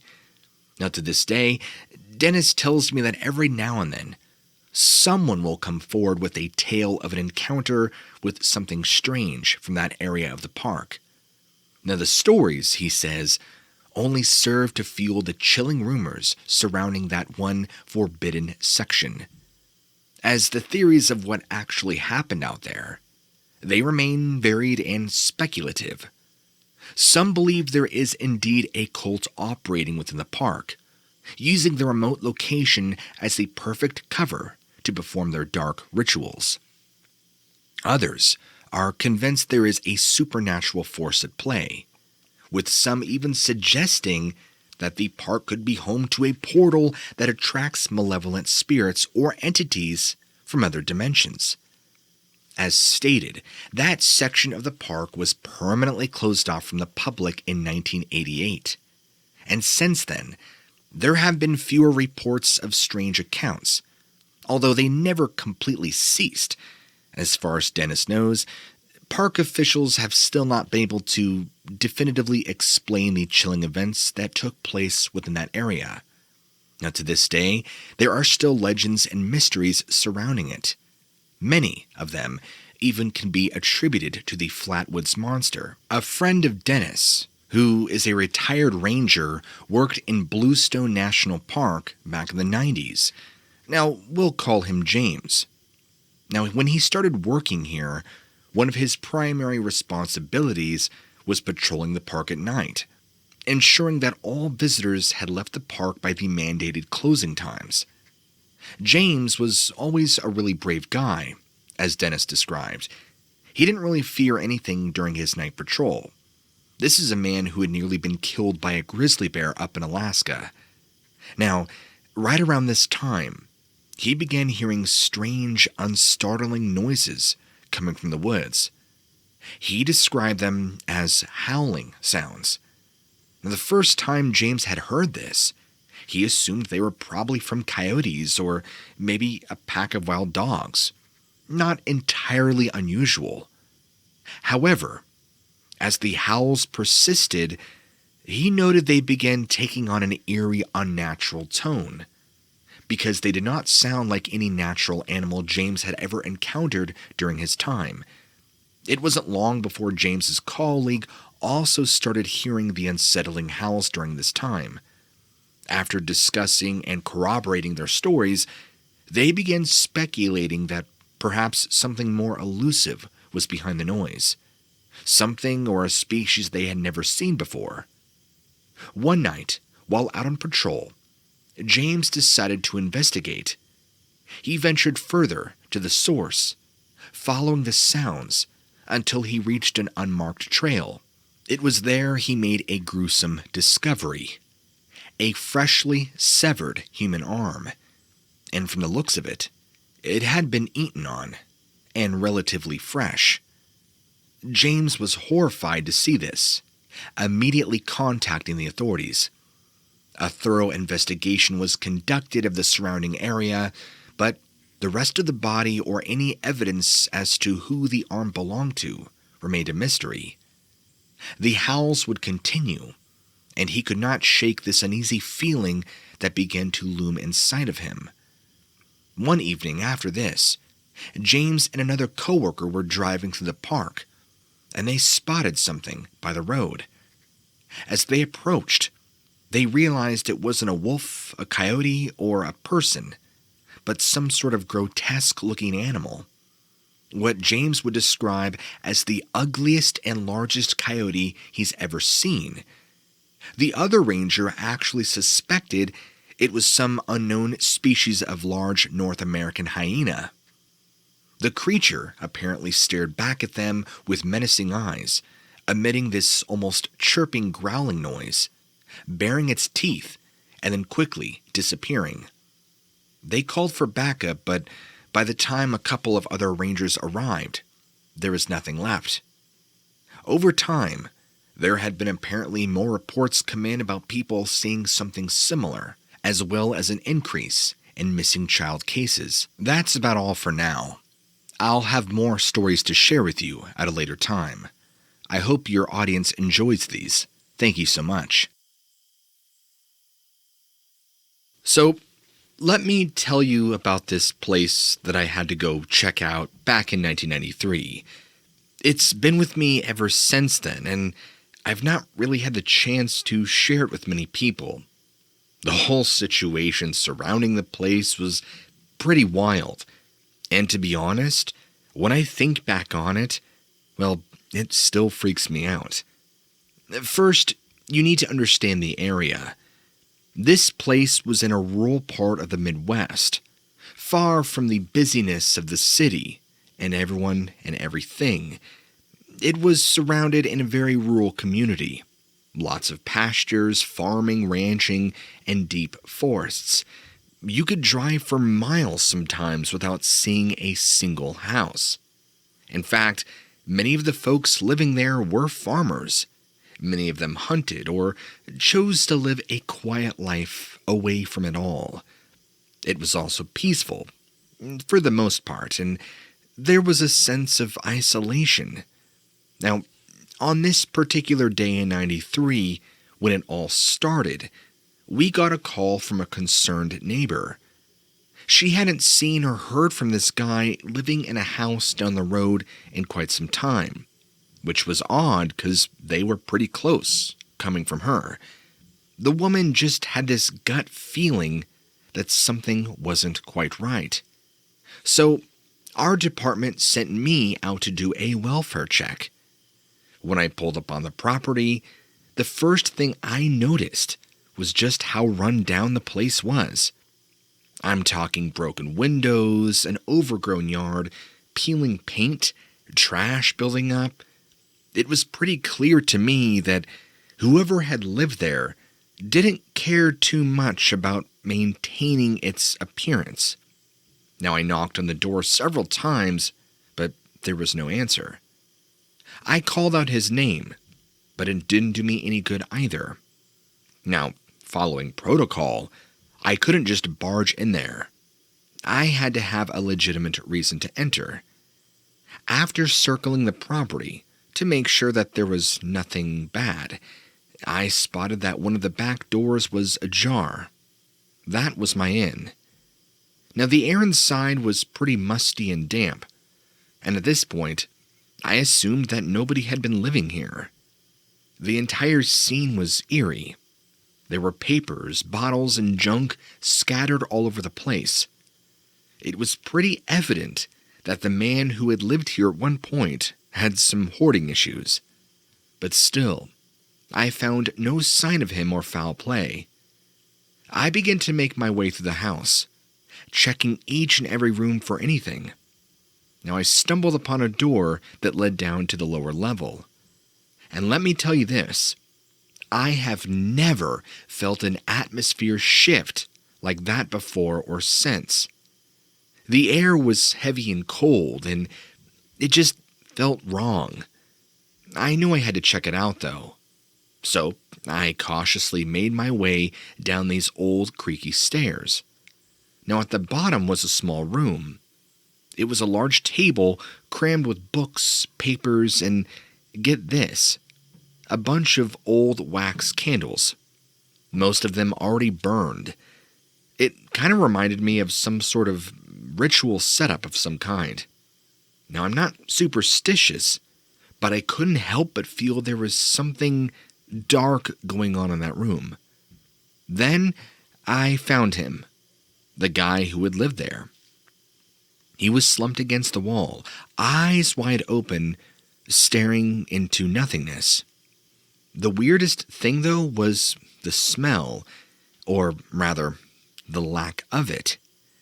There was no sign of decay, even though it seemed like he'd been there for a while.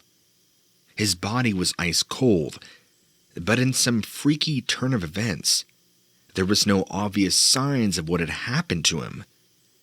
After calling for backup and getting the area taped off, we had the opportunity to dig a little deeper. Once we went through the books and papers, we realized what we were looking at. Some sort of occult stuff. This guy, as it turned out, had been dabbling in things he shouldn't have been. Now, I might not be a believer in the supernatural, but I can't deny what I and others had experienced down in that room. I don't know, there was just this darkness to that whole place, and it felt like it was hanging over me like a shadow. I won't forget that. I'm glad I didn't have to go back immediately. As they continued to dig more and more into the situation, things would grow and get more strange. More items and documents would be uncovered, and the deeper the rabbit hole seemed to go. They found journals filled with scribblings and ramblings of a madman, things about summoning rituals and going to see his strange aunt a couple states away, things that didn't make sense. Then he would write about contacting spirits, and then in the next paragraph ramble on about something else entirely that wasn't even related. Then he talked about making deals with the words he used were dark entities. Now it seemed like the work of a delusional man who might have just had a few screws loose in his head. But there was something incredibly eerie about the reality of the situation. It just could not be ignored. The investigation continued, and they would learn from the locals that the man had been somewhat of a loner, except a few neighbors who he had befriended over time, one of them being the elderly sweet woman who initiated a wellness check. Now, this man clearly hardly interacted with anybody. Nobody really knew what he did or why he was so reclusive. But the stories began pouring in more and more as people on the force began interviewing locals and people around this man's house. They would share things about him that were eerie, like seeing him nearly come out of his house naked, not fully, but just doing strange things. In fact, one of the neighbors was driving by and reported him with blood all over his mouth and hands. It was never reported, though. Just strange things like that. Another neighbor, who lived near him, would report these bizarre late-night noises. Apparently, there were, to her understanding, strange rituals in the woods, and an overall feeling of unease who had been consistently reported by those who had lived nearby. Still, despite the growing sense of oddity around this man, the investigation didn't seem to yield a concrete reason for his sudden demise. Nobody disliked him, so there was really no evidence of foul play or poisoning. People thought he was weird, but that's about it. Autopsy results were inconclusive. Apparently, he had this strange black tar-like substance in his body and on his skin. It wasn't heroin. We don't know what it was. This made it even stranger. There were no obvious signs of trauma, poisoning, or illness of any kind. Now, the neighbors couldn't shake the idea that, just maybe, this man had been dabbling in things he shouldn't have, and perhaps this was the reason behind his death. Even though that was speculated, they couldn't prove it. Everyone felt a peculiar energy that was just sitting there in the area, like a thick cloud that you couldn't quite see through. Now, within months' time, the investigation wrapped up because there was a lack of leads and things to look into. A year or so later, the house was eventually sold off by whoever was left to claim his belongings. But the story of what happened in that house did not end with the transfer of ownership. In fact, new homeowners reported strange occurrences and feelings of bad things from the moment they moved in. Trust me, I know. I was on several of those calls. Now, about 4 months after the new owners moved in, they were digging around out back, setting up fence posts. They apparently uncovered something. When uncovered, it was an old barrel that had been buried in the past 10 years at that point, filled almost to the brim with mummified heads of Jane Does.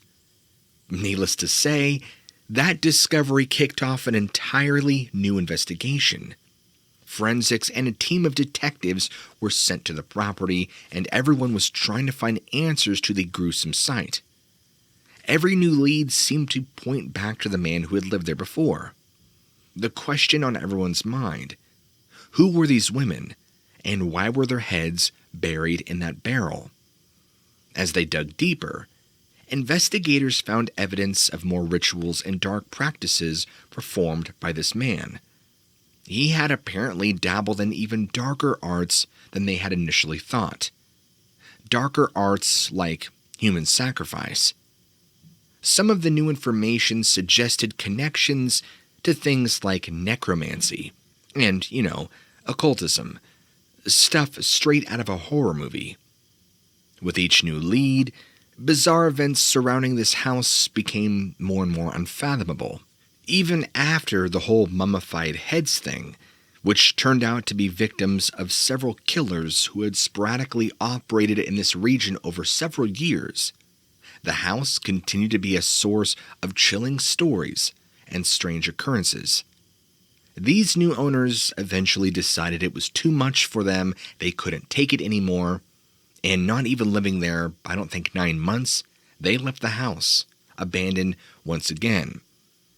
Tales about the creepy old house in the woods spread quite a ways, and now people had claimed to go around that property and see things like strange apparitions, unexplained noises, and even experience overwhelming feelings of dread and despair.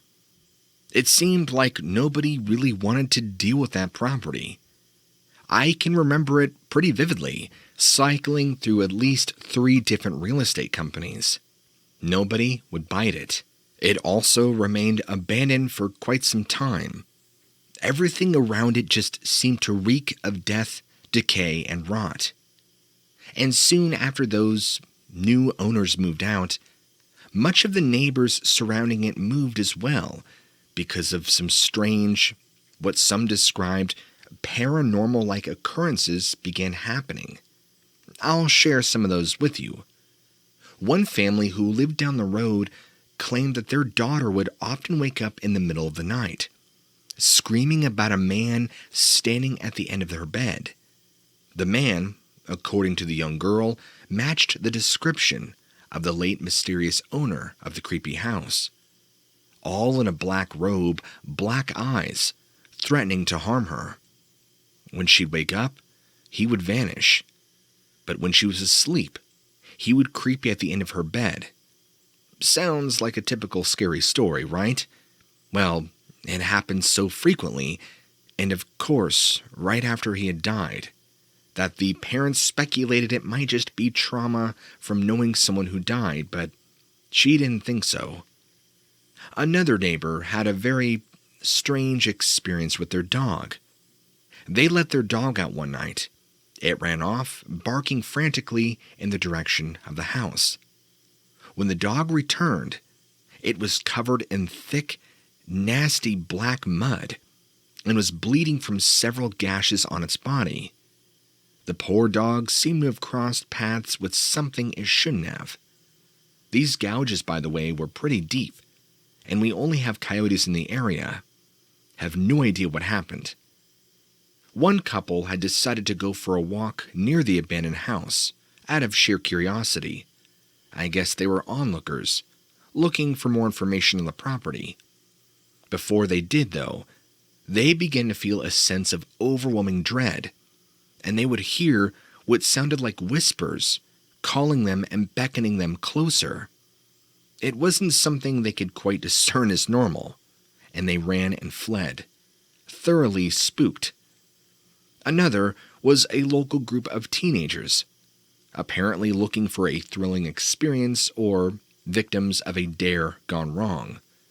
They had tried to break in and spend the night in the house, bringing in flashlights and blankets, thinking they would do just fine.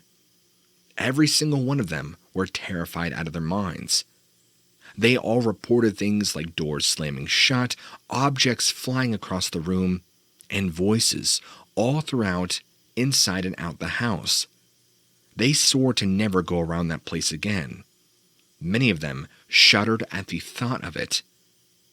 One neighbor in particular, who had stayed the longest, lived right behind the property, and he kept calling and would constantly report screaming sounds he couldn't identify. He wouldn't say it sounded like a woman or a man, but a noise or sound he couldn't understand, like a dying animal. His chickens would frequently either go missing or turn up dead without a cause. There was something seriously wrong, even more considering that all these things started really amping up in frequency as soon as that man died.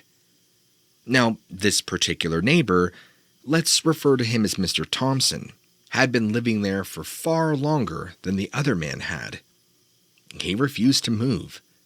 He was a rather stubborn old man, even despite the bizarre happenings.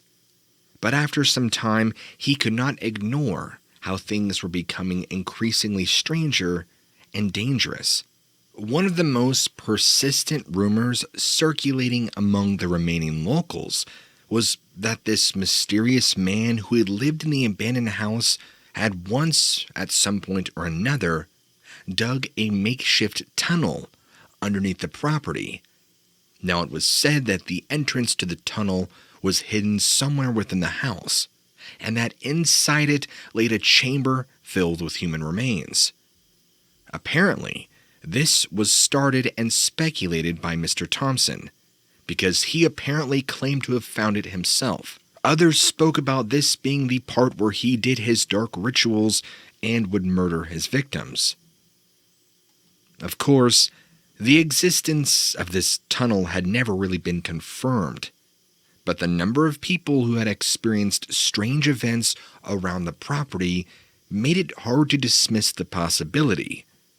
After several investigations, you would think it would have been found, but maybe not. But Mr. Thompson was adamant about reporting hearing what he claimed were strange digging noises through the woods at night, only fueling the rumor even further.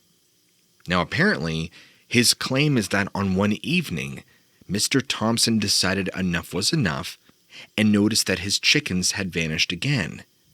He couldn't ignore any eerie screaming sounds any longer, and even though he was filled with dread, he made up his mind to explore around the house himself, determined to find this supposed tunnel. So he grabbed himself a flashlight and a crowbar and had apparently broken and entered the house in search of the rumored tunnel. Now his claim is that he had searched through the house for hours, pushing aside dusty furniture and even examining the drywall. Now eventually he claims he came across a hidden door concealed within the floorboards of a smaller room upstairs. Mr. Thompson lifted the door, revealing a dark tunnel that led deep underground. I should also clarify that when I say upstairs, I mean on the first floor, not from the basement level. Gathering up all of his courage, he apparently descended into the darkness, where he climbed and crawled for almost what felt like hours, and he reached a small chamber that was apparently filled with bones, and what he described was decayed remnants of rotting animal bodies. Now, the reality of this gruesome sight eventually hit him even harder, because when the investigation was launched, those were one of the things they looked for, and guess what? It was never found. So it's more than possible he was just off his rocker and rambling. Within about 12 months' time of the newer owners moving out, So, roughly 2.5 to 3 years after this mysterious man had died, it was just decided that they were going to demolish the house and condemn the property. It was deemed too hazardous due to its connections to criminal activity and the overall unsettling atmosphere. Now, as I tell you this, I have no idea whatever became of the property. I'm pretty sure it was never purchased, and it was just left to the woods and the wilderness to grow thick with foliage and other flora and fauna. But sometimes I think back and wonder, what would have happened? I didn't retire to the mid-2000s. And while I've had some strange things happen to me, nothing beats that. That was easily by far the most disturbing, crazy situation you could ever be in. In fact, it was almost perfect for a movie. I mean, you had it all. Someone dying under mysterious circumstances, a haunted property, dabbling in the occults. I mean, it was all there. Unfortunately, I'm not a good writer or a storyteller, so it's going to be up to you to bring this one to light. If you do decide to read it, I thoroughly hope your audience enjoys this one. Thank you for reading. I experienced a series of really bizarre and unsettling events in 2002 when I began to work at a private security firm in a rural area in eastern Texas. Now, at the time, I was a 25-year-old boy, fresh out of the military, looking for some steady work to support my little family. I say the word boy because I did not have near enough life experience yet. Now, this particular gig involved patrolling and guarding a large tract of privately owned forest, along with a few small unused cabins scattered throughout. No one lived there, and as far as I knew, the land was mostly used for hunting during these seasons. The company I worked for had been contracted by the landowners themselves to make sure no one was trespassing or causing any damage to the property. To be honest, it sounded like an easy job to me, to drive a truck around at night and keep an eye on things, and enjoy the peace and tranquility of the woods. My work schedule involved rotating shifts, which meant that some nights I would work overnight. Now, the first few weeks on the job were relatively uneventful and quiet, just as I had hoped. Things, though, began to take a different turn as summer would go on. I remember one night at around 2 a.m, I was driving through one of the more remote sections of the land. I had just finished a routine patrol and was planning on heading back to my little makeshift office in one of the cabins to grab a late-night treat. Now, as I turned onto the dirt road leading back to those main cabins, something caught my attention. I was startled. I stopped the truck, glancing out the window, and I caught a glimpse of what appeared to be a large shadow darting and running behind a tree. Thinking there was an intruder, I grabbed my flashlight, stepped out of the truck, figuring it was probably some drunk kid messing around, or potentially a homeless person looking to bed down somewhere. "Hey!" I yelled. "Come on out. I won't hurt you. This is private property. You need to leave." I fully expected someone to sheepishly step out, apologize, and leave without any further problem. But there was no response. The only sound breaking the silence that night was the distant howl of a coyote and the wind rustling through the trees. Feeling a bit uneasy and nervous, I cautiously moved further into the woods, keeping my light trained on the area where I thought I had seen the figure. Now, I didn't get far before my blood would run cold at the sight before me. There, in the beam of my flashlight, were several animals. A pair of dead coyotes, a dead raccoon, and even a deer, all lying on the forest floor, horrifically mutilated and arranged in some bizarre pattern. What was going on here? Before I could fully process the gruesome scene, I instantly felt like I was being watched. I quickly spun around, shining my flashlight in every which direction. But there was nothing there. It was just me. Just the dark, silent woods surrounding me. And the eerie feeling persisted. Now something deep inside of me told me that I needed to leave, and now. I didn't need to be told twice. I sprinted back to my truck in record time, adrenaline coursing through my body, and I peeled out of there like a bat out of hell. Now, over the next few weeks, these strange occurrences would continue. Unexplained noises after dark, heavy things moving around in the woods, what sounded like construction or something, and even the other security guys reporting similar disturbing sights and sounds. What kind of animals would have arranged the dead wildlife that way that I had seen that night? And why did it feel like someone or something was constantly watching us? These questions burned in my memory, but I had no idea or who to ask to even start looking for answers. As the summer began to get later and later, things continued to grow stranger.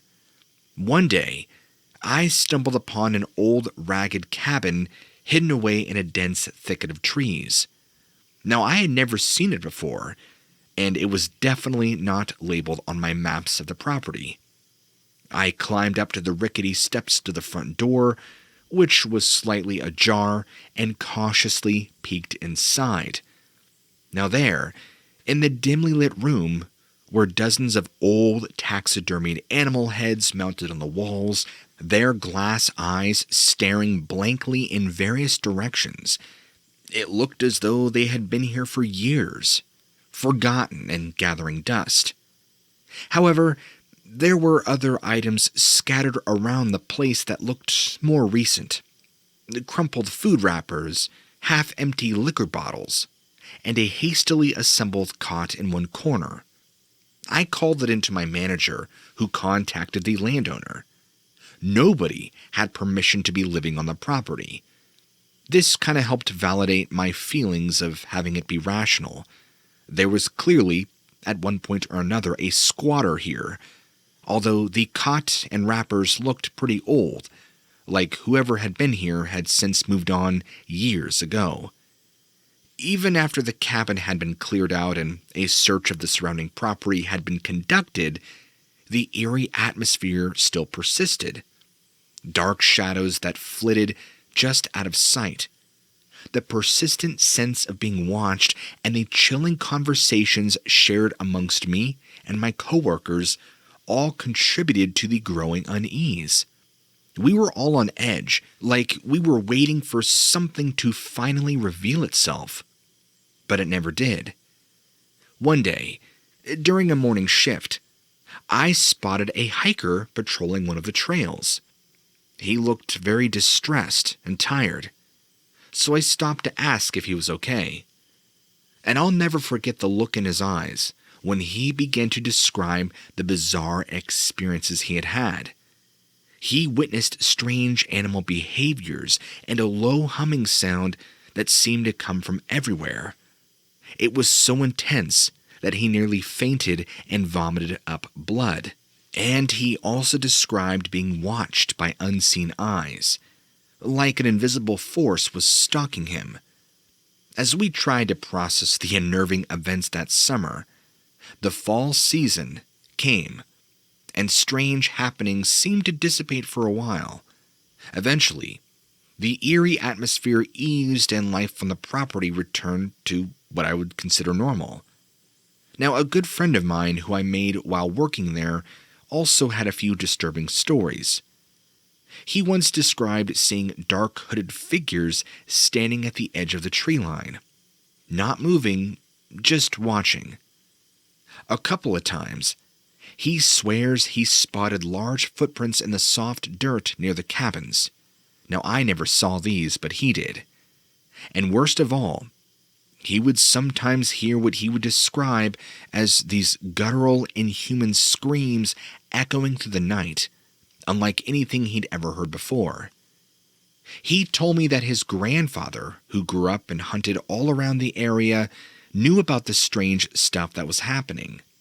In fact, I guess it was, commonly known to many at the time that there was a lot of satanic rituals taking place in the woods around here. The dark kind, the kind where people are sacrificed, or even worse. A cult, I believe, is the right word for it. I have no way to verify if that's true or not myself, but I can say that a handful of the stuff I experienced certainly creeped me the heck out. So remember that I started the job in early April, right after Easter, actually. That year, early to mid-September, right around Labor Day, I had an experience, the experience that would be the straw to break the camel's back. It was another late-night shift. My nerves were already on edge from the months of strange encounters and unsettling occurrences. Although, like I said, it had died down for a while, but still, it didn't help my feelings. I had tried my best to dismiss them as just strange coincidences, or the result of an overactive imagination. But deep down, I knew there was something wrong. A feeling I could not shake, because I felt there was something evil. Now that night, the air felt unusually heavy, almost like an oppressive fog that had settled over the entire property. Everything was quiet. No animal sounds, no wind rustling through the trees. Just this unsettling stillness. And I cruised along like I'm supposed to do, occasionally stopping to shine my light, looking for any squatters or anything out of place. Nothing to see. Just shadows and darkness. Now finally, as my shift was nearing its end, I decided to do one last patrol around the perimeter, to do one last drive. I came to a bend in the road, and as I was going through it, my headlights suddenly went out, and instantly, something extremely heavy hit my truck really hard from behind. The impact jolted me in my seat, and my heart began to race as I fumbled frantically with the controls, trying to get my headlights back on. Panic set in as I realized whatever had hit me might still be out there. Desperate to see what was going on, I grabbed my light, cautiously stepping out in the dark. I shone the beam around into the night, and the horror of the situation began to set in. My truck appeared to have been rammed by a massive fallen tree that had been uprooted and somehow propelled towards my vehicle with incredible force. Now, I'm lucky because had this hit at any different angle, it would have completely destroyed my car. The whole back end was smashed in. Now, this wasn't the work of a prankster or a trespasser. There was something far more malevolent at play here. I could feel my heart pounding, scanning the area, half expecting some monstrous beast to emerge from the darkness at any moment. But nothing happened. I just stood there, frozen, and the eerie silence continued to envelop everything around me. The realization hit me in that moment that I was truly alone, miles away from any coworker or possible help, stranded with an unknown and potentially deadly threat lurking somewhere nearby. Despite my overwhelming fear and dread, I knew I had no choice but to try and get back to the main security office building. I pulled out my radio, and as I began to report back, I could hear this strange metallic scraping sound, getting louder, coming in my direction. There was something so incredibly eerie about it that it made your blood run cold. It was almost like hearing an air raid siren. I just booked it and ran a few miles down the trail back to where the main gates are, waiting for my partner to pick me up. When my partner finally arrived, he could see the terror written all over my face. We exchanged a few words, and he drove me to the main office. As we made our way, I recounted my encounter to him. Like a true friend, he didn't mock me or doubt my story, just listened quietly and offered his support. After that fateful night, I knew I could not continue working at that security firm any longer. The constant feeling of dread and the unexplainable events had taken a toll on me. I couldn't bear to spend another night surrounded by the darkness. I parted ways with the company, packed up my belongings, and moved to the city, putting as much distance between myself and those woods as possible. I went and lived in Houston for a while, before relocating to San Diego in 2008, where I currently live. No deep, creepy woods, just metropolis, city, and beautiful weather. I'll never work around there again after that. I don't know whether this story will be scary to anyone reading this or not, but to those I've told, think it's interesting enough for them to repeat the story to others. I am a 17-year-old male, currently living in Hawaii. Lucky me, but as a child, I was raised in a Christian home in a rural part of Nevada. For as long as I can remember, I've had a fascination for the unexplained and paranormal. Unlike my Christian family, I do not believe in anything that I cannot see myself. Thus, up until recently, I only thought of the supernatural as a very ancient superstition, nothing to be afraid of or be concerned about. But, like anyone else, I like a good ghost story. Some of the horrific stories that my friends would tell me would just keep me up at night. Not in fear, but in curiosity and wonder. I would always think what the meaning behind the phantom's actions would be, or even if there would be any reason behind it at all. If a shadowy figure stood across from you down the hall, what would he be trying to accomplish? Scare you? Feed off your fear? Call out to you and help it pass over? Or is it doing that for no reason at all? This is what I was interested in, not so much of the terror aspect of it. On my free time, I would usually, and still do, watch YouTube videos about the paranormal, namely By Darkness Prevails and Let's Read. My parents, being Christian, were greatly concerned about this interest and afraid that I would invite something into our home. I didn't believe that, so I continued my routine. Now, about 4 years ago, when I still lived in my Nevada home, my 10-year-old sister, who we'll call Sarah for the sake of this story, was scared and asked if she could sleep in my bed with me. This was nothing out of the usual. Sarah was still afraid of the dark, and she believed that if she slept with me, nothing would happen, or if something did happen, she'd feel less crazy because I'd be there to witness it. Like the older brother I am, I allowed her to sleep in the same bed. Sometime later, we had gotten into an argument about something I don't remember.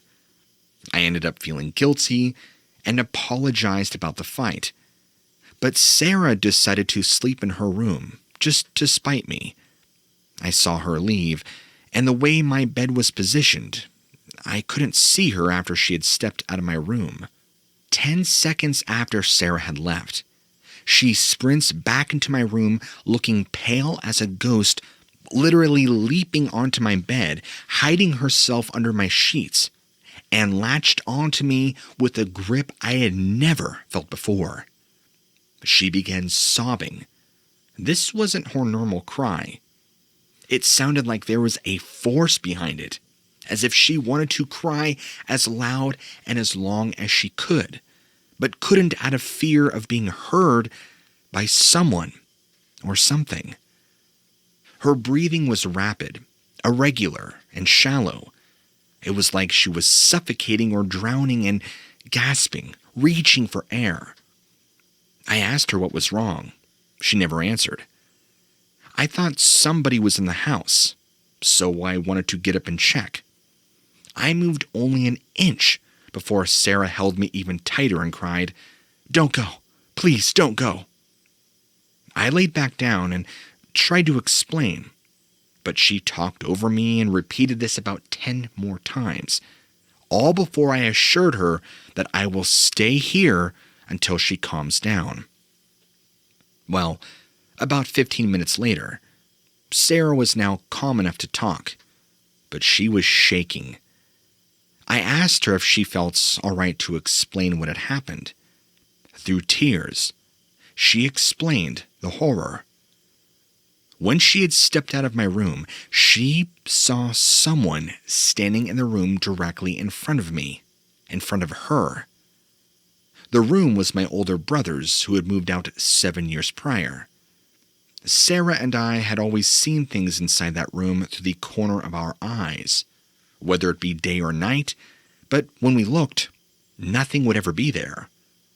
The figure looked like my father, and it stood just enough inside the doorway for her to see its figure. It even appeared to have his exact clothes on. Its body was facing her. Its head was facing 90 degrees to her left, away from her. Once she had seen it, she realized that my father was at work driving a semi-truck to Boise, Idaho, for one of his regular runs. No other males besides me lived there. When she had realized these things, the figure slowly turned its head toward my sister, and while doing so, changed from my father's appearance into what she thinks was its own appearance. In Sarah's words, its hair was frizzy and had black and red streaks. Its eyes glowed red. It had no nose, and its skin was palish blue. You could see the veins, which were tar black. He was extremely tall and slender, long bony arms reaching past his knees. His fingers had thick, long, and sharp nails, stained with a black substance. It wasn't dripping off of his nails, it was like crusted on. It stood there, extremely straight and stiff, just staring at me. It didn't say anything or make a sound, but it filled me with this almost paralyzing fear. Seeing this, she wanted to run to my parents' room down the hall, but she feared she might not make it before this thing had caught her. So, she looked quickly behind her to see if my door was still open so she could dash into my room. When she looked back, the figure was 2 feet closer to her, still retaining the same posture and unwavering stare. As soon as she saw this, she turned and bolted into my room. To her, these few steps into my room seemed and felt like a mile. She felt it get closer and closer each step she took. But right as she set foot in my room, she felt it stop or leave. But she never looked back to check. Then she launched herself onto my bed, hiding herself, latching onto me. Once she had finished, I wanted to believe that this was true and see for myself. But somehow I knew that it wouldn't be there now. I thought about telling our parents about this, but who would believe it? I knew they wouldn't. No parent ever does or wants to when this sort of thing happens. "You just had a nightmare," they'd say, or "It was just your imagination." Thinking about their response got me doubting in Sarah's story, but the utter terror and exhausted look that my sister had made me dismiss my own doubts. Eventually, we decided to tell our parents. I went first, of course, with her tightly hanging on behind me. When I left my room, I didn't see the figure, which I knew was going to happen and made me feel relieved and bummed at the same time. Upon reaching our parents' room and telling them about it, they said the exact things I predicted. My sister Once hearing their response, snapped and began yelling through sobs to them. What was I thinking? I should have never told you. You never would have believed unless you saw what I saw. I thought by telling you, you would comfort me. But instead, you're sweeping it under the rug and telling me that I'm crazy. Sarah is a sweet and respectful girl. She never raised her voice at our parents, even if she wanted to. So this caught our parents' attention and fully woke them up. They realized through this outburst and my account of the event that this was indeed true. My mom called a pastor. It was 12:51 a.m. to come and bless the house. The pastor came, prayed, burned incense, and other rituals to cleanse our home. I didn't believe any of this worked, but it made my sister feel a little more at ease, so that made me in turn feel better. My parents and Sarah never told anyone of this, still believing it could be some imagination, and I only told a few close friends when they would sleep over. Fortunately, we moved 2 years later to Hawaii, leaving that thing behind. Although other things, such as bowls falling out of the cabinets by themselves or random but ghastly screams, have happened. Nothing ever occurred before or after. That was, of course, as serious as all of this. After this event, I wanted to know what my sister saw, so I searched and scoured online for what it could have been. I thought that maybe it was a wendigo or a rake, but all of those things would have killed her, and probably all of us if it was those things. If you think you know what this could be, please let me know. Thank you for hearing my story. Now, this story starts the day after I moved into my new home. I had just moved from my apartment, which was in a bad neighborhood, with a lot of bad things happening there. But that's another story. So, I had just moved into my new house, a small 2-bedroom house. The kitchen was right in front of the master bedroom, and the secondary bedroom was right off the living room. I had my mother and 2 siblings living with me. They took the very large master, while I took the secondary bedroom. Anyway, this encounter took place pretty late in the night, around 11 p.m. Everyone had gone to sleep, so I was pretty excited that I got the house all to myself. I decided that I would do the dishes to help my mother out, then play some games on my Xbox for the rest of the night. I walked into the kitchen with my dog, started doing up the dishes. Well, about halfway through them, I started feeling really uneasy. I started thinking that it was just an unexpected anxiety attack, which I get pretty often. I didn't really think much of it.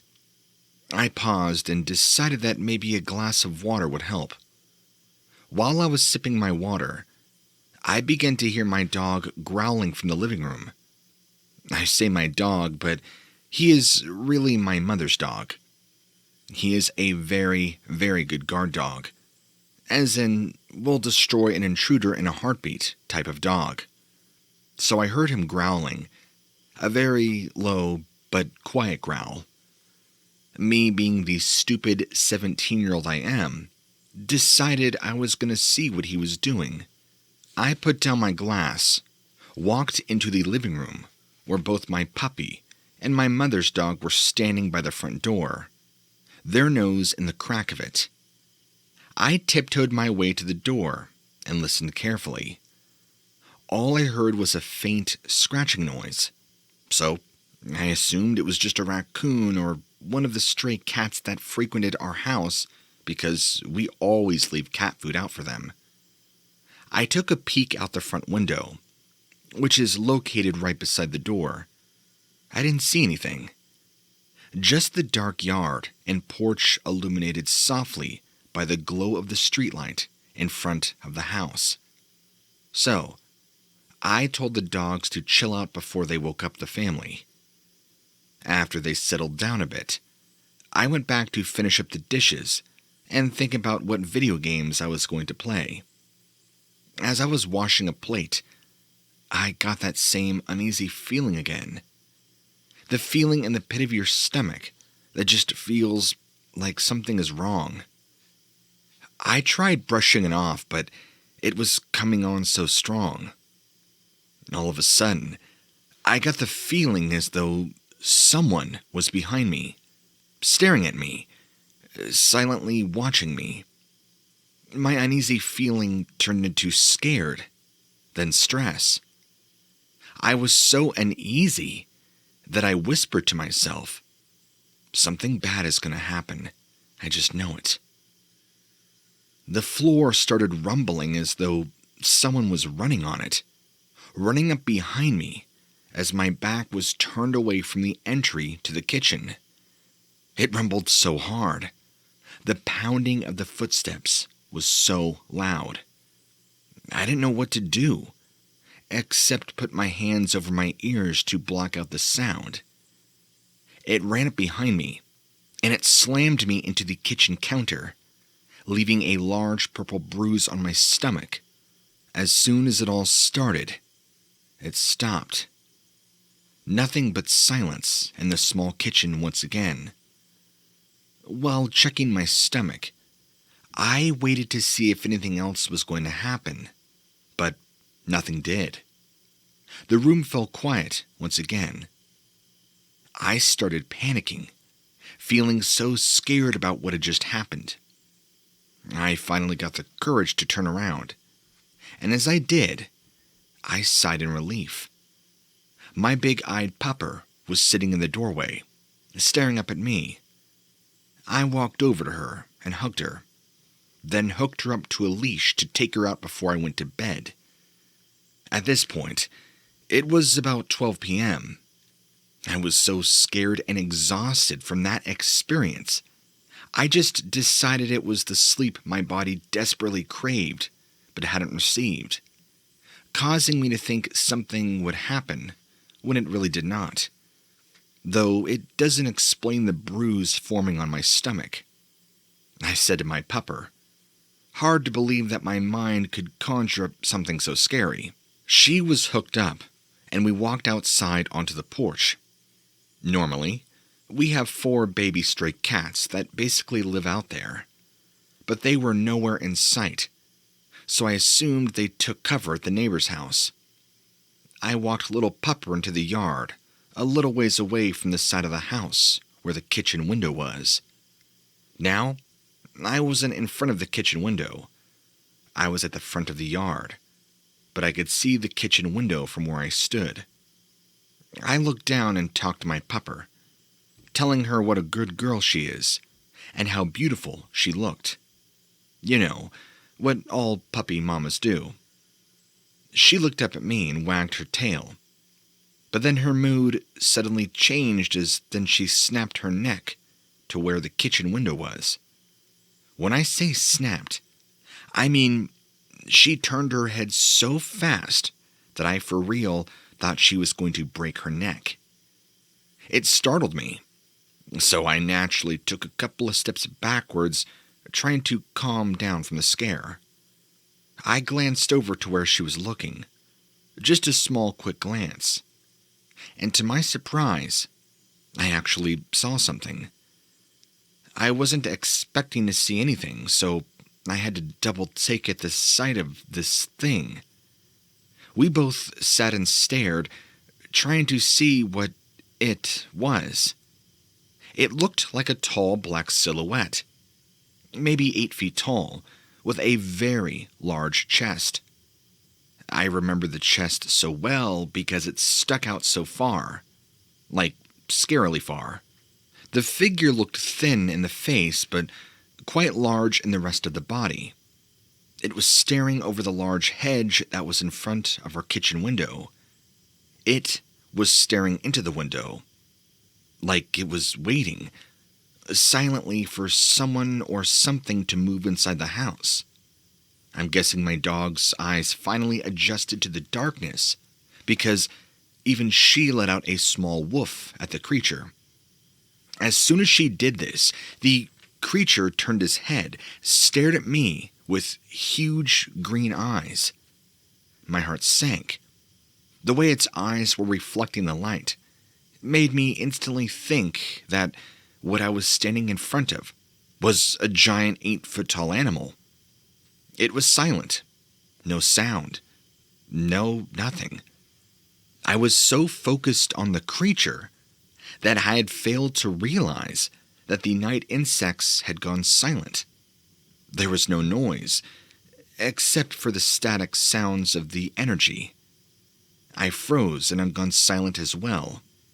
There was no noise, except my pupper, who started barking loudly and violently.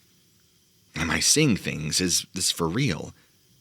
I scooped my pup up in my arms and ran inside, all the while feeling the same pounding and hearing the loud thudding footsteps as the previous encounter that took place an hour earlier.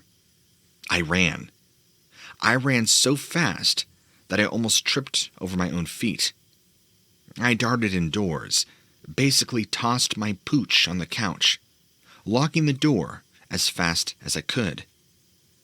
Leaning against the door, I listened for whatever it was that chased us in.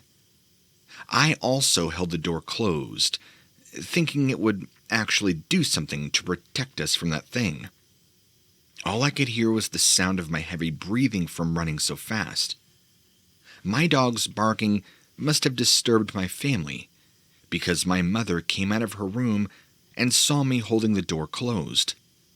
She saw that I was distressed and wrapped her arms around me, telling me everything was okay and asking what had happened.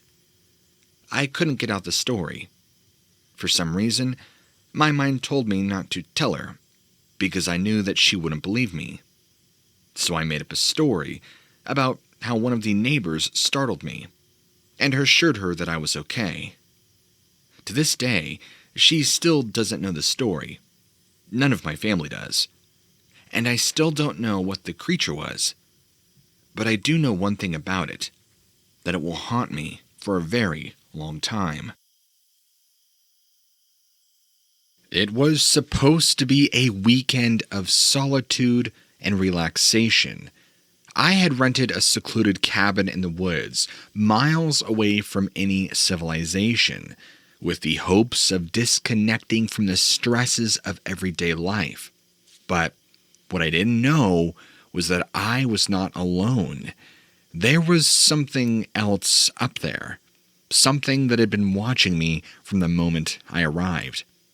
The first night was a Friday. It was fairly uneventful.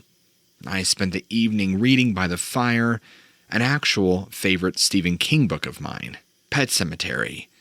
The only sounds were the occasional snap of wood and the howling of wind.